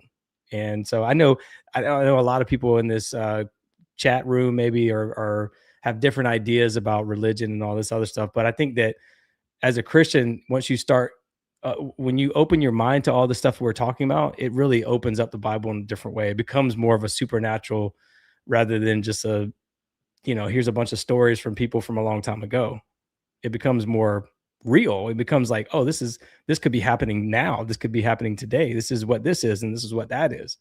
So, well, the dendritic nature of lightning and the dendritic nature of our cells inside of our brains as they're reaching out and making these connections, you know, that kind of stuff is like, so there's a basic form that we're kind of missing because again, you know, who even talks about these different forms anymore? You've got also eyes, right? So eyes are taking in all of this light energy around us, but it's also kind of having a projective effect, right? So what we choose to look at is basically the direction we're going. And having that projection is sort of like you take time out of the equation and you can see how everything is connected. But once you include time in that sort of equation, that sort of Saturnian energy, you start to lose sight of the total or the whole, right? But you've got, we're time, space beings right now. We're moving in a specific direction, but there is a sense of retrocausality. And that retrocausality really does explain a lot of these, cycles that we keep going over and over and over again. We build up to a certain point, and then the causality sort of collapses back in on itself. I think that's probably true. I mean, there's a lot of evidence that suggests a lot of things have happened over and over and over. We're seeing civilizations built on top of civilizations, like in Pumapunku and maybe Teotihuacan. You can see a lot of layers in Peru of these, Sacsayhuaman, where there's like layers of different boulders.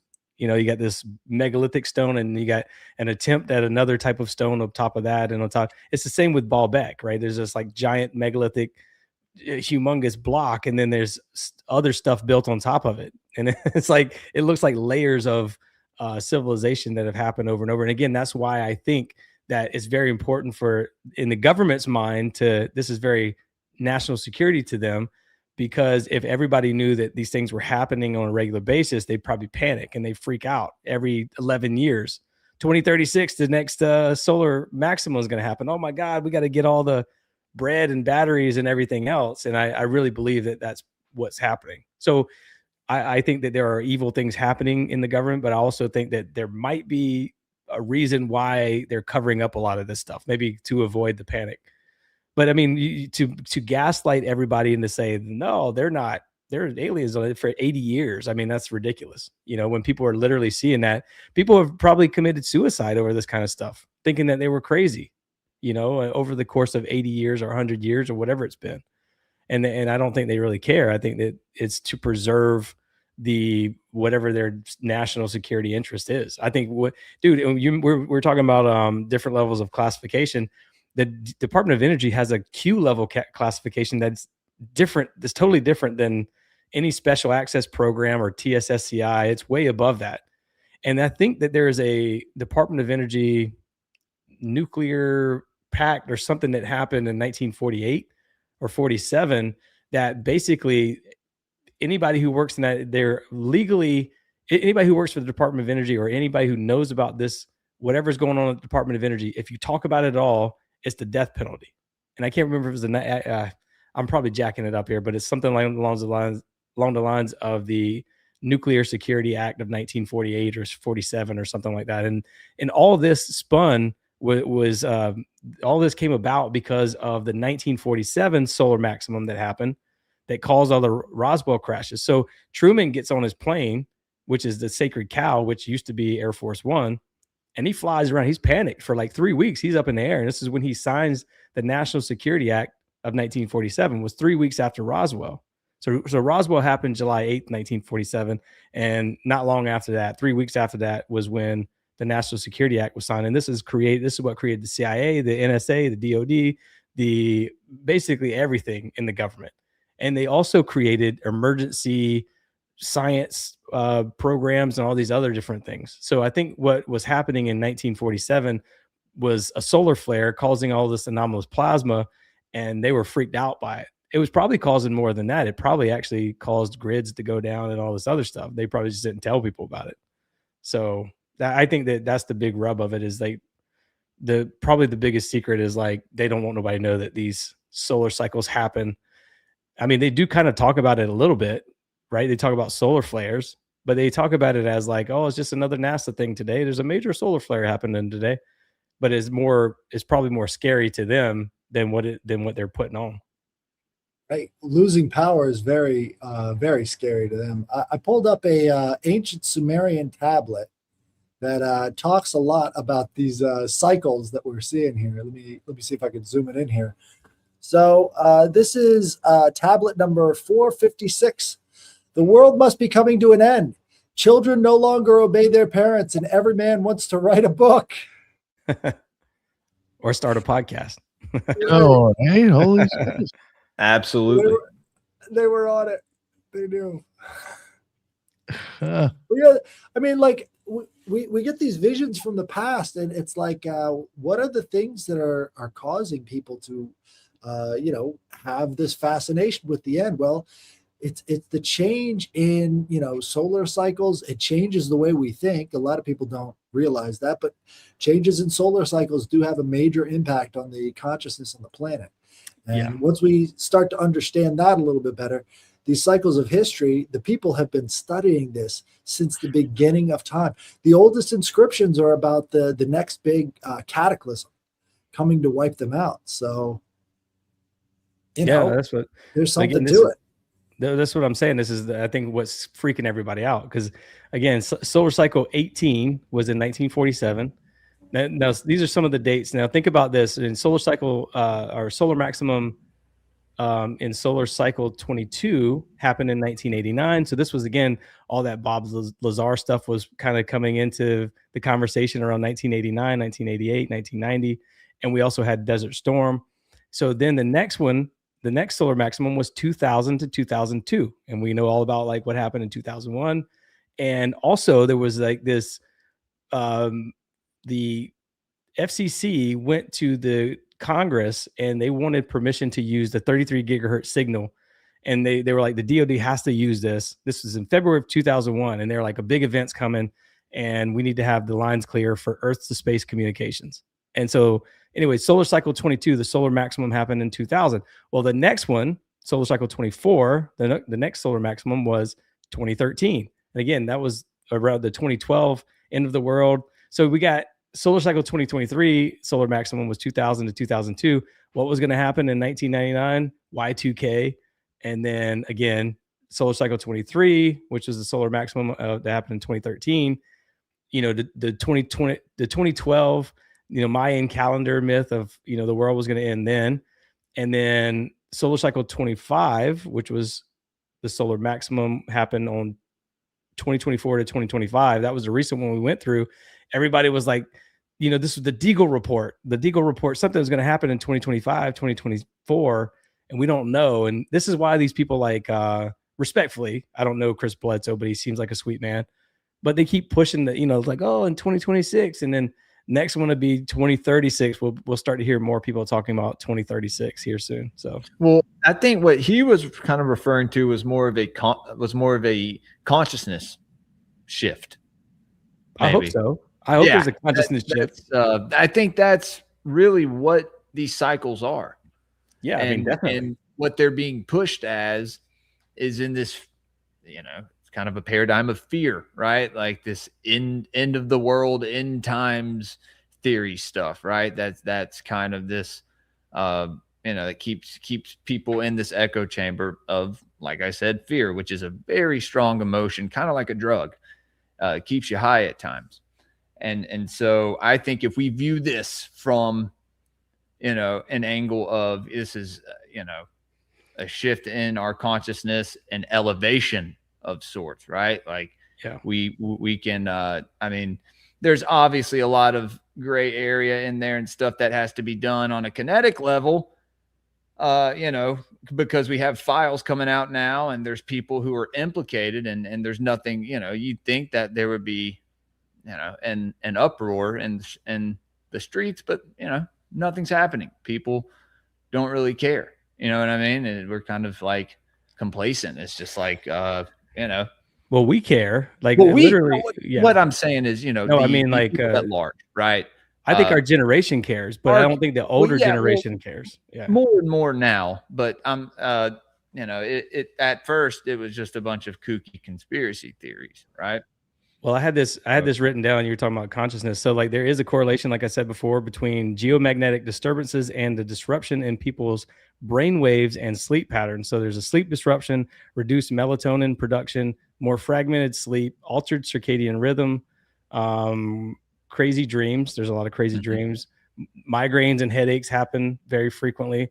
There's also mood and cognitive effects like increased anxiety, irritability, slight decreases in attention or reaction time, changes in heart rate variability, and melatonin sensitivity. There's the pineal gland is sensitive to electromagnetic changes. So, you know, like if you feel like you've awakened recently, that's probably why, right? I mean, again, this has a major effect on our, because we are bioelectric beings. Our brains are bioelectric, our hearts are toroidal fields. You know, we're putting off this aura, like this toroidal field, like Headless Giant was just talking about. It's called black body radiation, right? That's what the science word is for it. But I think it's just a electromagnetic radiation that comes off of everything. This is why and by the way, it extends 6 feet around us.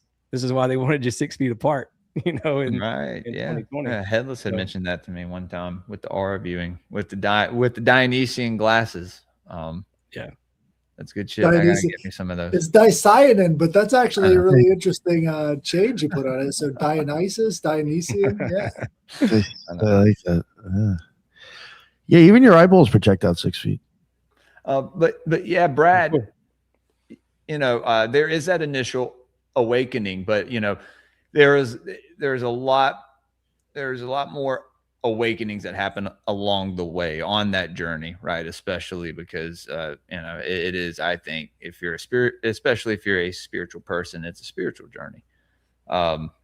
But definitely, I think a lot of people more so now are their eyes are open and they see what's going on. The veil has been pierced, the curtain has been lifted, and so. Ethan, do you have anything to add, man? I feel like we just keep talking and not let you jump in, dude. No, not necessarily. I'm enjoying the conversation. I did want to say it's remarkable. You said earlier, it's about what is not being said in regards to this a lot, and I've noticed with the UAP and the alien phenomenon in the mainstream, the large, people that discuss the subject anyway will discuss anything, the lizards, the any number of things except for the non-physical, which I kind of consider like the archontic or archons. And I feel like that's kind of always been an alarm for me in regards to all this, is that the non-physical potential entity energies are the ones that are omitted from discussion. No, absolutely. I mean, that's literally the case, because in the Disclosure movie, they were actually talking about this, the one with Dan Farah that I mentioned earlier. They were talking about how there was a big problem because, all these people in Congress was like, no, that's demonic and we're not going to talk about that. And it's like, well, if that's the case, then all of these hearings, in my opinion, if they don't have like a preacher or a priest or some, theologian there, if they don't have, someone who is from the DOE, someone, a bunch of physicists maybe that are there, if you don't have someone from the DOI who knows all about, oceanography and all this other different stuff and crustal movements and all these other different things, then you're doing nothing. The conversation is literally going nowhere. It's just spinning its wheels, and it's literally just a fake conversation to be had, because they don't talk about the energies, right? They just, it's funny because you can watch this on like one of my favorite shows to watch is Skinwalker Ranch, and I just watch it for entertainment purposes because I clearly know that it's just entertainment, right? It's like when you're watching it though, they do give little nuggets of information away, right? Like you can see what they're doing. You can kind of, okay, I'm going to look into that, and then you'll go down a little rabbit hole and you can see exactly what they were getting at. But they'll say things like, "Oh man, this bubble here. This is." I'm doing my best Travis Taylor impression. He's the astrophysicist that is on Skinwalker Ranch. He's like, the 1.21 gigawatt signal that comes through all the time. It's like, it's messing with the electromagnetic thermometers and all this other stuff. And it's like, well, why don't you do a freaking study on the electromagnetic energy of the area? And they don't do that. So again, that's one of the things that if like they're doing all these other tests, they're shooting rockets into this bubble and they're, doing all these different aeromagnetic scans and all this other stuff. And it's showing nothing. It's just the same old over and over. And they're just basically entertainment purposes. But if they really wanted to do it, then they would be doing some pretty heavy electromagnetic testing and all this other stuff to find out what's really going on. And again, it's just a show because everything is electromagnetic. It's electric and magnetic fields that are like the zipper of reality to me. They're like what holds everything together, Yeah, there's definitely a portal there. I think there's of some sort. So I get into all of that. I mean, I know we're getting kind of long here. I hope I ain't holding you guys up too much, Nick. But these I've been trying to do these environmental profiles on all these famous cases lately. And really was hard to get into one of these cases because I'm like, I have terrible attention ADHD or whatever you call it, where I'm like, I go down another rabbit hole. So it really ticks me off. But one thing I've started to notice is that you can literally go, for anybody out there, if you want to find hot spots in the United States, if maybe you're a ghost hunter or whatever you are, if you want to find a hot spot, literally go to the USGS and do a search for, I'm in South Carolina, so do a search for South Carolina aeromagnetic anomaly map. It's usually like aeromagnetic and gravity anomaly maps, and then overlay that on a pinpoint marker on Google Maps of where, like I'm doing the one from the 1966 Michigan case, right? And it happened just outside of Detroit in Ann Arbor area. Well, when you overlay that map, the aeromagnetic map on the pinpoint marker of the location where that event happened, it is like bright pink, meaning is highly magnetic, is a magnetic anomaly. And what that means is the Earth has a magnetic field naturally. And in this particular region, there's magnetite and things underneath the Earth that are affecting it, the variability of the magnetic field in this area even more. And so it literally is a portal, is what I'm trying to say. So you can find these portals, and almost always they're going to be in the middle of national forests. And these, it's funny because you can what I'll do is I take a screenshot, I put a pinpoint marker in Google Maps, and then I take a screenshot and then I put it in like Canva or something. And I do like this opacity thing where I, open and close the opacity on it. And almost always, dude, there's like you can probably find a correlation to all that right there. You can find a paranormal hotspot. It almost every time, without fail, that I've done this, it's always on a pink area. So what you're seeing is like pink, red, orange, they're hot areas.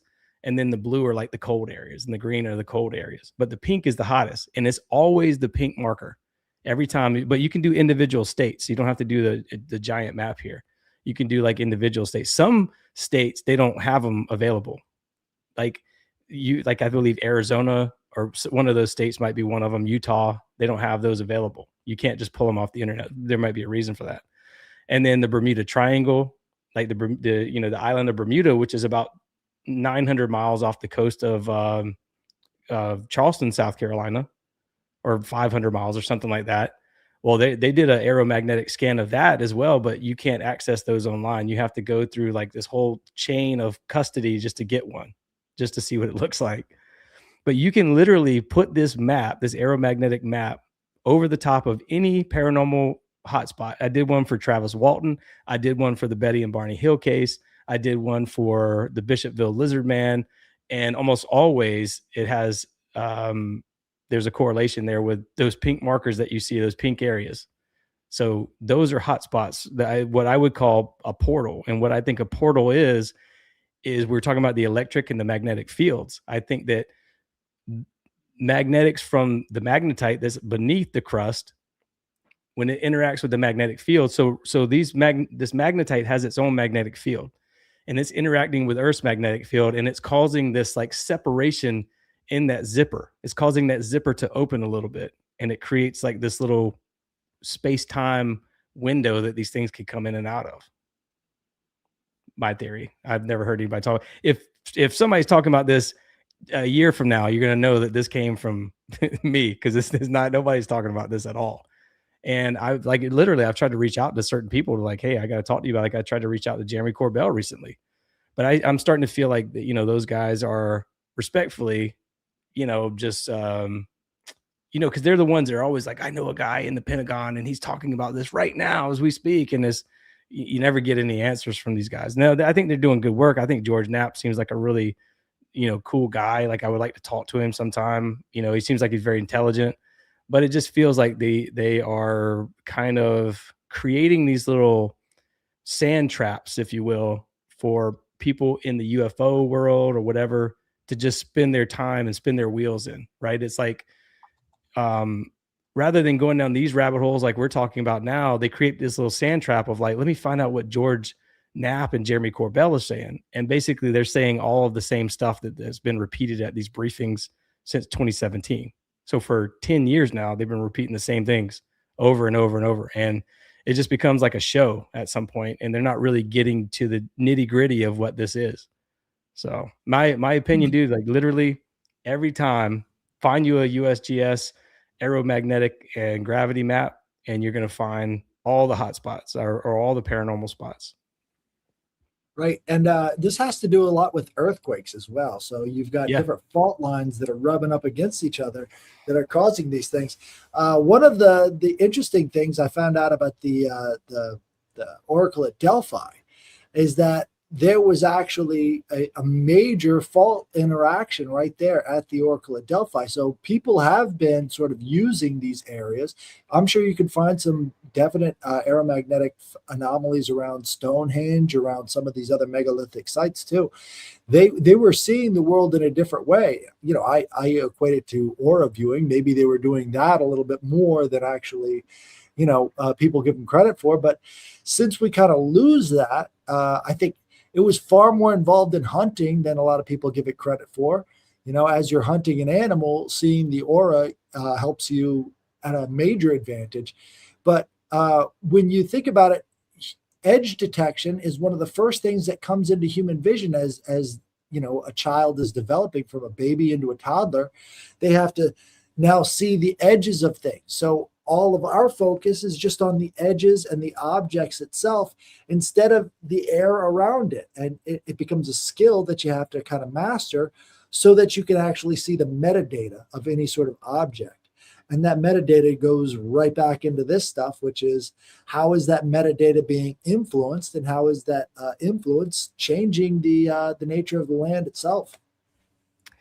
Agreed, man. Would you guys be okay with me just showing you quickly the Michigan, just to give you an idea of what I'm talking about?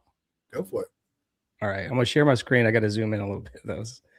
It's got complicated last time I tried to do this on my own thing, so hopefully I don't screw this up, dude. Slides, video files, share screen. Okay, there we go. For those who are listening, I'm trying to figure out how to share my screen here. Michigan map. There we go. So this is one I created in Canva. Can you guys see that at all? Yes. Here we go. Okay, so this is the Michigan aeromagnetic map, right? And I have, so this right here is where the 1966 swamp gas thing happened. Right here in this. Can you see my cursor? Yes. Okay. All right. So I'm gonna show you like here. I'm gonna move the transparency. What am I doing? Oh, here we go. That's where that happened at. Oh, right at Detroit. Right? Yeah. Well, it's Ann Arbor, right outside of Detroit. That whole area. And so if you like up here, this is where this Traverse City. Now, this isn't a magnetic spot, but there is a underwater Stonehenge there. A lot of people don't even know that exists. But in that bay, in the Traverse City Bay, there is an underwater Stonehenge that they found. The University of Michigan oversees, which, by the way, the universities always oversee these spots, and they basically get paid government grant money to not research or do anything with it. And right here, where this heart is to the top left, where it says Lake Superior up here near Houghton, this is actually where all the copper mines are. See that coast? That's all copper mines. And so it's copper correlates to, I'll stop sharing my screen now, but copper and magnetite go hand in hand, essentially. You there? Oh, yeah. Yes. Oh, sorry. Yeah. I think I stopped sharing, but I don't see you guys anymore. There we go. Yeah. So yeah, man, I mean, I've been doing that with all these different paranormal things, and you can almost immediately. Matter of fact, my neighbor, he's from Pennsylvania, and he was telling me a story, something that happened to him one night, and I asked him to give me the location, and he did, and I did it for him as well, and I sent him a screenshot. He's like, "Oh man, that's crazy," but it's where these magnetic anomalies are at. Now, you could probably debate that. Well, what happens is if the magnetic field of that area is so strong that when you walk through there, it separates your atoms, because our atoms, I think, are magnetically attracted to each other. They're vibrating together. And when you walk through a place like that, you almost separate those atoms and go into a different timeline almost. I was on the phone with my mom one night, and we live on a fault line, basically in Charleston area of South Carolina. That's where I grew up at. And right in the middle of national forest. My mom was on the phone with me one night going through this area where there's springs. Springs are always around any kind of flowing water, because it's electrokinetic, means it creates its own magnetic field. So flowing water creates a magnetic field. It's like our bodies, we have a low hum. It's like a low hum almost. But when you combine magnetite, which a lot of black sands rivers has in it, that's what black sands is made of, is magnetite. So there's a magnetic field underneath. There's a magnetic field happening above with the electrokinetic energy created by the flowing water. So you're creating almost like a geodynamo effect on the water above. And then we have below the surface, we also have magnetite and all these other magnetic anomaly things. So you're creating like a perfect storm. And so then you combine the solar cycles with that, and it opens like it creates a super portal almost for these things to come in. The Bishopville Lizard Man that happened in 1988, that was another solar storm or solar maximum time frame. So again, all these things are, I was telling you a story about my mom. So she's driving through the Spring area and she's on the phone with me and she goes, "What the fuck?" And so my mom and I have this kind of open conversations like this all the time. She's like, "What the fuck?" She's like, "I literally just drove past this area." And then she drove past it again. She's like, "I just came through here." And dude, I'm telling you, man, and it's so funny that the 1966 case that I was talking about, the guy who oversaw that for Congress for the briefing. So this was when J. Allen Hynek went and briefed Gerald Ford and all these people in Congress. Well, the House Oversight Committee, or the House Armed Services Committee chairman, his name was Mendel Rivers. Where that happened at was literally right in the exact same spot where his childhood home was. So it's pretty interesting that these things are occurring in these strange places all the time. Very strange. And it's always in magnetic anomalous areas, combined with flowing water, combined with precipitation, combined with solar cycles. I mean, all of it creates like this perfect storm for weird things to happen. I got a book here called the UK Ley Lines of the UK and the USA. And the guy who wrote that book talked about the same thing. When he goes through a magnetic field, he gets these visions. Like he drove through a magnetic field one day and he had a vision of a deer crossing the road. And then a little bit later, the deer jumped across the road, the exact same way he saw it in his mind. And then he drove through that area one more time and on another day, and he had this vision of a farmer through the farmer's eyes feeding pigs, but he couldn't find where that place was. So he drove all over the place and he ended up finding exactly where that place was. And he found that farmer. And so he was looking through the farmer's eyes. So I think that these magnetic fields have this way to create or like to separate the atoms, and maybe when they recombine, they take us to a different timeline, or maybe they open up little windows into somebody else's viewport or whatever. I don't know how you want to call that, but I think it's pretty interesting to think about. Well, there's another angle, which is human-generated electromagnetic fields that can change or destroy a person's inner workings, right? This is psychotronics. So this is from the Encyclopedia of World Problems and Human Potential. And they're talking about psychotronic warfare, aggressive psychotechnologies. And we've seen with the God helmet, it's what they're doing is they're bombarding your brain with certain magnetic frequencies that can change the nature of how you think about stuff. So, you know, your mom may have seen going through that area before, but the frequencies that hit the brain could have created sort of a feedback loop, right? So she's seeing something that's hasn't happened yet, that retrocausality. Yeah. If you can hit people with the right kinds of fields, they can see anything you want them to if you can control that. Well, that's what I think happens when these, it's like almost like a hypnosis where you're controlling the right side of their brain when these abductions happen. I think that they do kind of shift that. They kind of fragment your brain somehow and shift you into a different framework of mind. Maybe they kind of put a block in there or something like that. So, yeah, well, I mean, it's the most valued weapon of psychotronics would be the pause button, right? So you don't want to kill the person. You just want to hit the pause button. And if you see all of these different UFO encounters, a lot of people just get paused, right? And that pausing allows you to do whatever you need to do. And then they've lost all memory of the incident. So that pause button is a very highly valued tool that the government would definitely like to develop into a technology. No doubt. No doubt. Sorry if I talked a lot, guys. I know I'm talking way too much. No, This is great. Oh, you're Yeah, great, they but dude, about you're the guest. yeah, you're supposed You're to. the guest. You're Yeah, but there's supposed to other talk. people in the conversation. It's not just Yeah, me. I muted Yeah, myself yeah. at an hour Yeah. in. You got me So, stuck on plasma shit. I so- tried to. Yeah. This was Yeah. a good. This was a Hell good yeah. talk, man. Yeah, no, that was fun as hell. That was interesting as shit. Yeah, a lot to think about just with the solar flares and the plasma and all that crap, man. And there's obviously more It really got me stuck on it. esoteric things with the sun, but The whole intelligence and shit. I know, like that's some wild stuff. Well, I know that I'm not qualified enough to even have these kind of conversations. I literally failed physics in high school.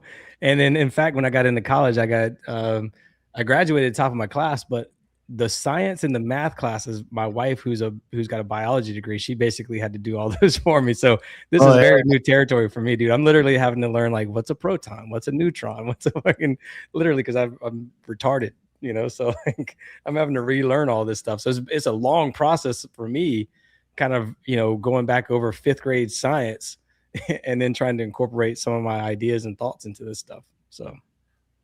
Oh, thank you. That was great. Was there anything else that you really wanted to add, or?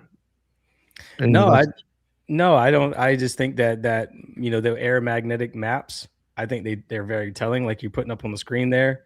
A lot of people don't know that. A lot of people aren't talking about that. That's just something that I am very interested in. I had a guy recently who is a retired sheriff from the area that I grew up in. He heard me on another show and he sent me an email and we got on the phone together, and he wanted to come on my show because now he's since kind of, I don't know if he's backed out or what, but he's kind of distanced himself a little bit. cold feet. Yeah, I think he got cold feet from it because he's a well-known guy. And I think he's a well-known sheriff, at least in the Charleston area. And I think when you put your name out there like that, he probably got cold feet. Yeah, But there's a guy who has a radio station around here who's like into podcasting and radio, and he's friends with my wife, or he gets his hair cut at the barbershop where she works sometimes. And she's talked to him about things I talk about. He's like, "Oh, I can't touch on some of that." I was like, he's a big Trump guy. He's a good guy, but there's things that may drive him. You tell some people things, they may go insane, right?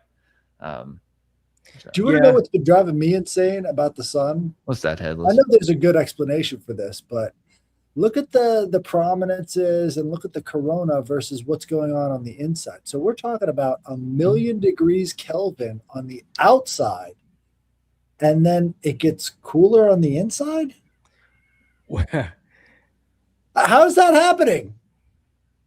I don't know. Maybe that's part all of the balls of energy. I think they heat and cool, don't they? As they expand and like I don't know. Well, so they say that it's so hot that it feels cold. Like I asked my kids and my wife, I'm like, in the upper 3 layers of the atmosphere, is it hot or cold? And they go, oh, it's cold, obviously. And I'm like, no, it's actually hot. It's something like 2,500 degrees or something like that. But they say that it's so hot that it feels cold, which is crazy to say. I don't know if aren't that makes you like sense. eviscerating at the same time? Yeah, I mean 2,500 degrees would be pretty hot. Yeah, it'd be pretty hot. I wouldn't like all that. But the idea of plasma, it changes your mind when it comes to this stuff, because if the sun is made out of this self-organizing plasma that's being held in by all these extreme gravitational temperatures and gravity, right? But there's still that self-organizing principle to it, and it's providing energy to the rest of the solar system. So is the sun conscious? I think plasma is. I think it's a living consciousness. It's like and I think plasma is all around us. It may be what we're connected to. You know how when you have a thought about somebody, or when we make a phone call, we don't even think much about it, but that signal goes from one point to another and we don't really know how that happens. And so maybe it's just it's a medium. Maybe that plasma is ether, and that ether is just a medium for this I don't know, maybe you know how fish live underwater, but they don't know they're in the water. Bro, we have ethereal bodies. So we connect through the ether, through our ethereal, just like we have astral bodies, we have mental bodies, and we have physical bodies. So Well, Right on, yeah, man. and the sun is extremely magnetic too, right? It's got So is the Earth. The sun, right? so the sun is a permanent magnet, and so does Earth. And when you have, this is why I think that when the sun up, sun down theory comes into play, because when the sun is coming across a particular region of Earth at a particular time, you got a permanent magnet dragging across another permanent magnet, and it creates induction, creates an electrical current. And that electrical current kind of unlocks all this magnetite, in my opinion. And that magnetite releases these noble gases, which is the energy that these complex plasmas need to kind of move around. And so I think that if you look biblically again, Jesus is talking about these demons being in the gates of hell beneath Mount Hermon, and we're talking about the Euphrates River, which is a black sands river, which is magnetite. When it dries, it releases the dragon, and then the three things come out of the dragon's mouth, and one's a frog, and all this other stuff. So I think that there's a lot to look at, to explore when you're looking at some of these one of them verses looks like Putin. Yeah. One of them looks like Pam Bondi at the moment, for sure. That wasn't planned. I swear, man. No, dude. Yeah, no. I completely feel what you're talking about, but you also have to look at it symbolically. But I'm sure that you know this. I mean, symbolically, allegorically. I mean, people get uncomfortable. Anyway. I think that when it says God is light, it means it literally. But people who are into the Bible, they'll say, no, that's allegorical. It's like, what? I mean, it literally says God is light. I don't know how you can debate that. It says it like 1,000 times. He created the light. He created the darkness. You know, I mean, it's pretty clear over and over. But people will debate me on that. They'll just say, no. I'm like, I don't know how it can be any more clear than that, what it's saying. But yeah, I do agree. There is a lot of allegory. There is a lot of what are they called? Parables and things like that. So I get it. There's a lot of storytelling that's happening in the Bible to help explain to dummies like us. You know, Jesus was saying a lot of parables because he was trying to tell people that these dum-dums, these things, you know, that didn't really get it. And so he was kind of like, and I'm not saying that we're like Jesus by no means, believe me, I don't believe that at all.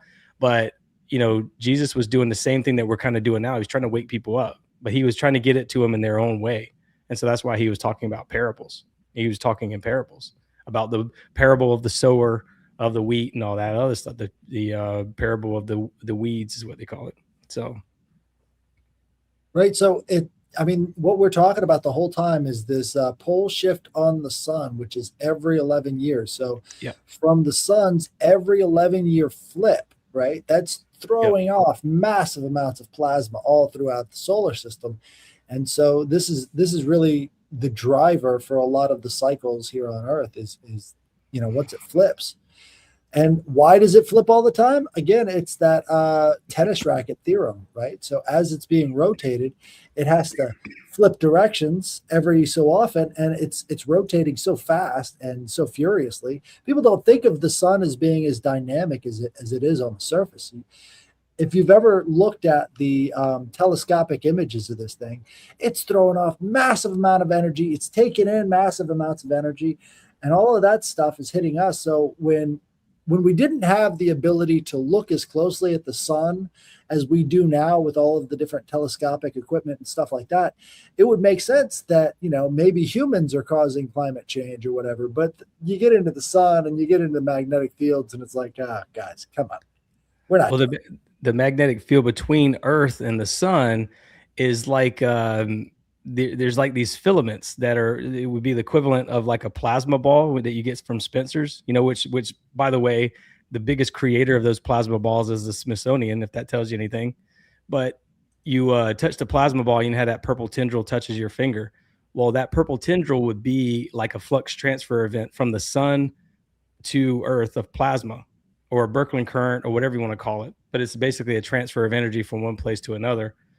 And they have this magnetic reconnection at the magnetic field or the magnetosphere. And that's where it creates those X points, those portal locations that basically transfers the plasma directly from the sun straight into the Earth. Now, again, the other path is to flow around the magnetosphere and down through the poles.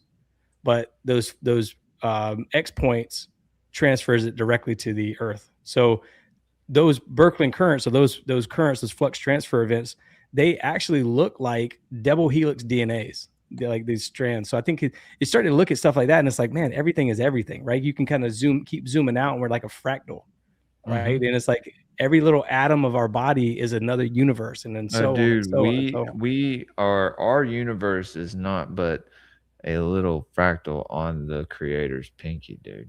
Right. Yeah, those are the Birkeland currents. Those orange ones, they go in from the top. And then the Peterson currents, which is those yellow circles that are swirling, those scatter once they go in through the poles. They crawl across the ionosphere essentially, and they empty into Earth from there. And those Peterson currents, by the way, line up with the 33rd parallel. So they have like there's like a swirl of currents that goes around the Earth, and the Peterson currents kind of goes across the 33rd parallel, which was, again, one of the flagship things that I started talking about. Ley lines. Yeah, that's what it Yeah, is. dude. Right? Brad goes hard on ley lines. The first time he came on my show, he talked about the ley lines, the 33rd parallel, and it's very important, dude. Yeah, well, I mean, nobody's talking about it in the way that I feel like I used to listen to talk radio a lot and all this other stuff. And again, it was like those limited hangouts, and nobody was ever giving satisfactory answers and things like that, man. And I just wanted to know more. It's not enough for me to just say, because like I know aliens exist. I know UFOs exist. I mean, all that's pretty evident, right? You can see these, dude, in my mom's backyard, she has all kind of crazy things happen. And she called me one night, 1:30 in the morning. She was feeding the chickens late at night. And there was a UFO hovering over her chicken coop, essentially. She filmed it. I got it on camera. I'm sitting there looking at it while she's looking at it. And but it's footage on it? Yeah, it's on my side, it's like a little tiny light. On her side, she said, yeah, I can see it clear as day. It's a big silver thing in the sky, and there's like these little things coming out of it. That's very common with the people's perception of it who are there, and the people's perception of it who are seeing it on camera. Exactly. Yeah. So those things happen all the time. So I know they're real. I just want to know where they're coming from, how they're coming into our reality, what they are, why are they taking us, why are they impregnating people, why are they, doing all these evil things. Those aren't good things. So when people talk about like, oh, they're good, it's like, are they? I mean, if they were so benevolent, why aren't they stopping the Epstein stuff? Why aren't they teaching humanity about all these wonderful things? Why are they kidnapping people? Why don't they show themselves and say, hey guys, we're here to help, or we're here to assist, or whatever? Well, because we'll probably like shoot at them, Yeah, like most of us will like try to kill them. Like that's what humans do, right? When faced with something that they fear, or something that they've been indoctrinated to fear, right, Brad? Because that's what I'm saying. We have to look, like, I don't know, usually on most things. And if you've been looking into this stuff as long as we all have, right, kind of how to pick apart the information, what to take from it and what to leave behind. And so I don't know, I think what they're trying to push, right, when I say them, I don't mean any of us, I don't mean anyone in our community. Well, maybe some people in our community, I don't know, who's Probably not, not more than you think, who's not shadow banned, right? Who's really not shadow banned, but no, pushing it from this paradigm of fear, just like, we're kind of helpless against it or whatever. I just don't think that's the case. I think we have more power than we know, or than we're led on to believe. And so I think we need to embrace that. And, right. Well, I mean, they'd be doing it a lot more publicly, the abductions and everything else, if it wasn't due to the fact that we do have power over our own perception and all the rest of that stuff. It wouldn't be done covertly. Perception is key. Right. Like I said, tied right into fear. It's a common theme in everything, and usually in conspiracy, fear plays a huge part. Fear sells. Yes, I've come to realize that as of late, and I've sold a lot of fear in the past, and I'm trying to remedy that now. So I'm not trying to sell fear at all, by the way. No, that's why I said not you, not people that we know, but maybe people, like I said, not people we know, but people who are, Well, I look at it like this: these billionaires, these elitists, they all know that something was coming, or say they know about these solar flares because they're buying bunkers and they're selling off their companies and their shares of their companies, and they're buying, trying to build houses at the tops of mountains in New Zealand and all these other different things. And they're having meetings. There was a guy named David Rushkoff who did a story in 2017 where he had a meeting. He thought he was going to be talking about Bitcoin and all this other stuff, but he ended up talking with a bunch of tech people. And they were like talking about this event that was coming and how to prepare for this event. And so he was invited to be like, to add to the conversation, but he didn't know it was going to be about how to protect yourselves in the case of some big event that's going to happen and all this other stuff. So these people know. So I think it's important for us to kind of get this information out there to and kind of at least how prepare to kind of spiritually protect yourself as well. Right. Exactly. Yeah. Right. Yeah. I feel you, brother. Everybody should remember this. Very important. And I think you're a very good person to teach that. So nobody is more afraid than a man with a guilty conscience. Yeah, they don't want us coming and kicking down their doors and stuff. I think Tupac had a quote about, hey, let me in. We need some supplies, whatever. And then eventually they start kicking the door down. And I think that's what they're worried about too. If the power grid goes down or whatever happens, that's the first people we're going out. We're going to get their supplies and take their swimming pools and their trucks and their batteries and whatever, toilet paper and whatever else, water supplies they have and food supplies they have. That's the first people we're going after. So I think they're worried about that. And they're probably also worried about their soul. And frankly, that's probably what they're worried about more than anything. Where did they go next? Kind of a thing. Yeah. Right. Absolutely. Well, this is a great episode. Thank you for coming on, man. Hell yeah, man. Sure, man. Thank you. Yeah, definitely. Go ahead and put your plugs in, brother. Let us know. Let everybody know where to find you. Yeah, man. Like I said, hopefully I didn't talk too much. But thank you guys very much. Dude, I just I just like having conversations with people. Like, I don't like talking all the time, but that's where I find myself. Is it because Ethan didn't talk? Dude, he's you knew more about this than we did. Smart man, actually. No, Ethan's incredible. I mean, if it only improve if you can improve the conversation, that's when you should talk. And Ethan could say one thing and it would be better than everything I've said in the episode. But for me, I just feel like I'm just talking, running my mouth. But thank you guys. Dude, you're good. Like I said, you're the guest. Thank you. But I appreciate you guys having me on as always, man. I know you got a big audience, and I had a lot of people come over to my show last time I was on. So thank you guys very much for that, man. I really appreciate that. You should. I'm trying to do this full time now. It's pretty much my job. I was doing web design and all that, and I was already kind of looking for a way out of it. And then this started happening. I started getting kind of, I wouldn't say successful, but I started making a little bit of money on Spreaker and stuff. And I'm like, all right, maybe I can do this. Spreaker kicked me twice. I can't. Oh, they did? I said I was going to live stream me trying to set it up a third time. So maybe I'll do that just to show people, like, I'm not joking. Watch what happens the next day. And it's gone.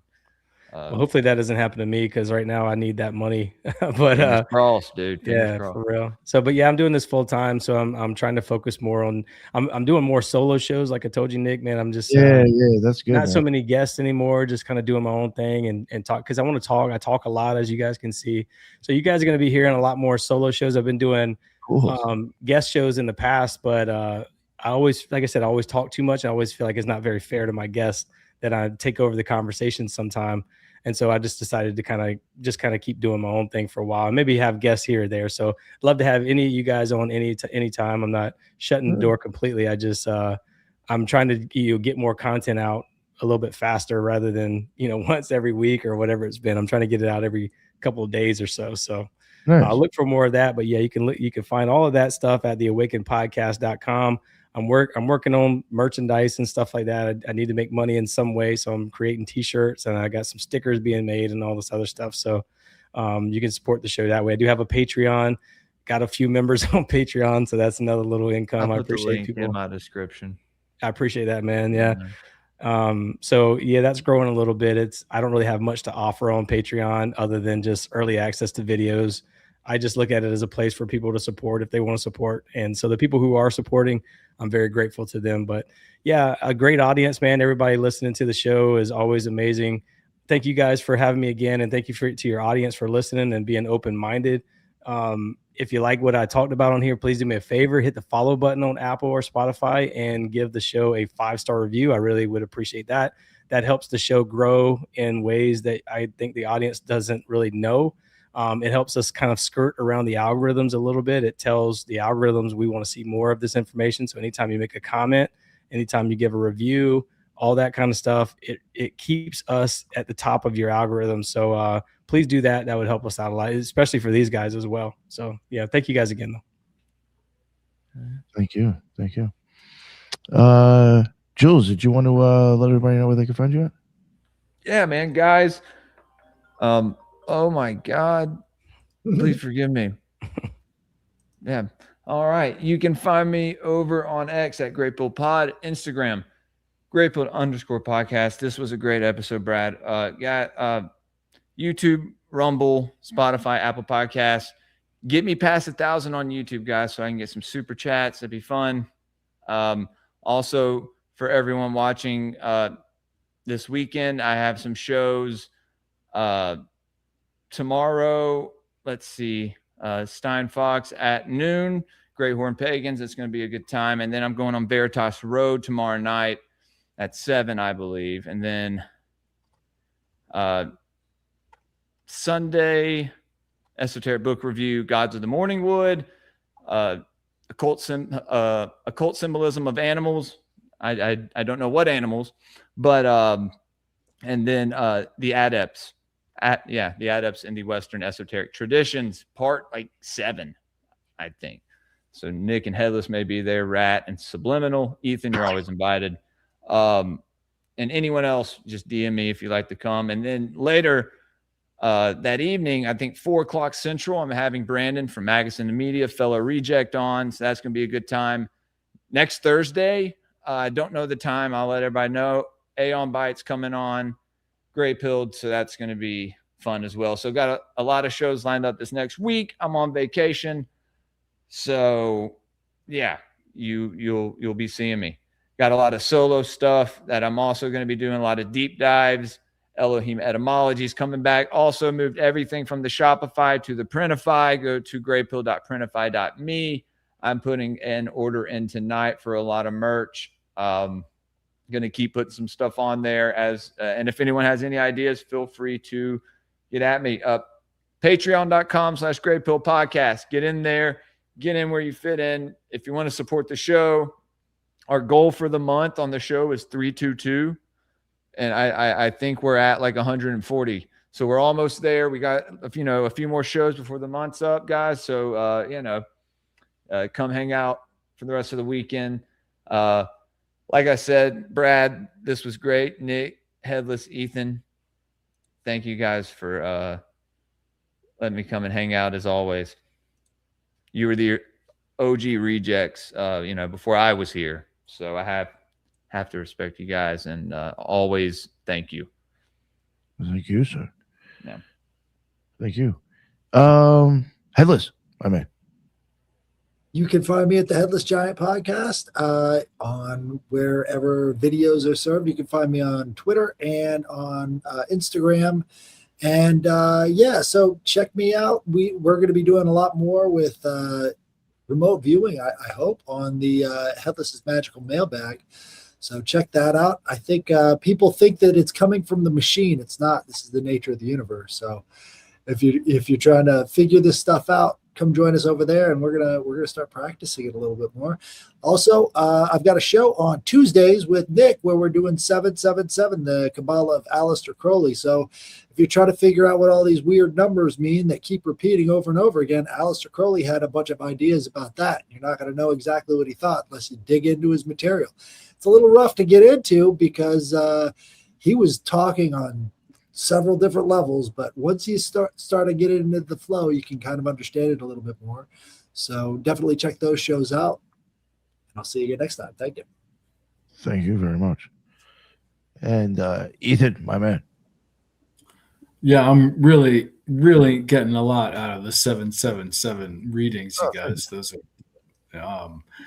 this has been great, Brad. Thank you so much. It really, in the next couple of months, we may be finding out all kind of paradigm information relative to what's been going on with the Trump disclosure, right? But it's interesting. I think the non-physical and the psychic phenomenon, rather than the physical and the non-psychic phenomenon, out of this whole phenomena, excuse my repetition, is really where the juice is at, right? The psychic and physical is where it is at. So very cool to discuss. Easy to find on all the internets and frequently writing, and I always enjoy being on here with you guys. Hell yeah. So I appreciate when you can make it. Yo, Brad, that was wild. That was some really good stuff. You gave me a lot of shit to think about actually with that.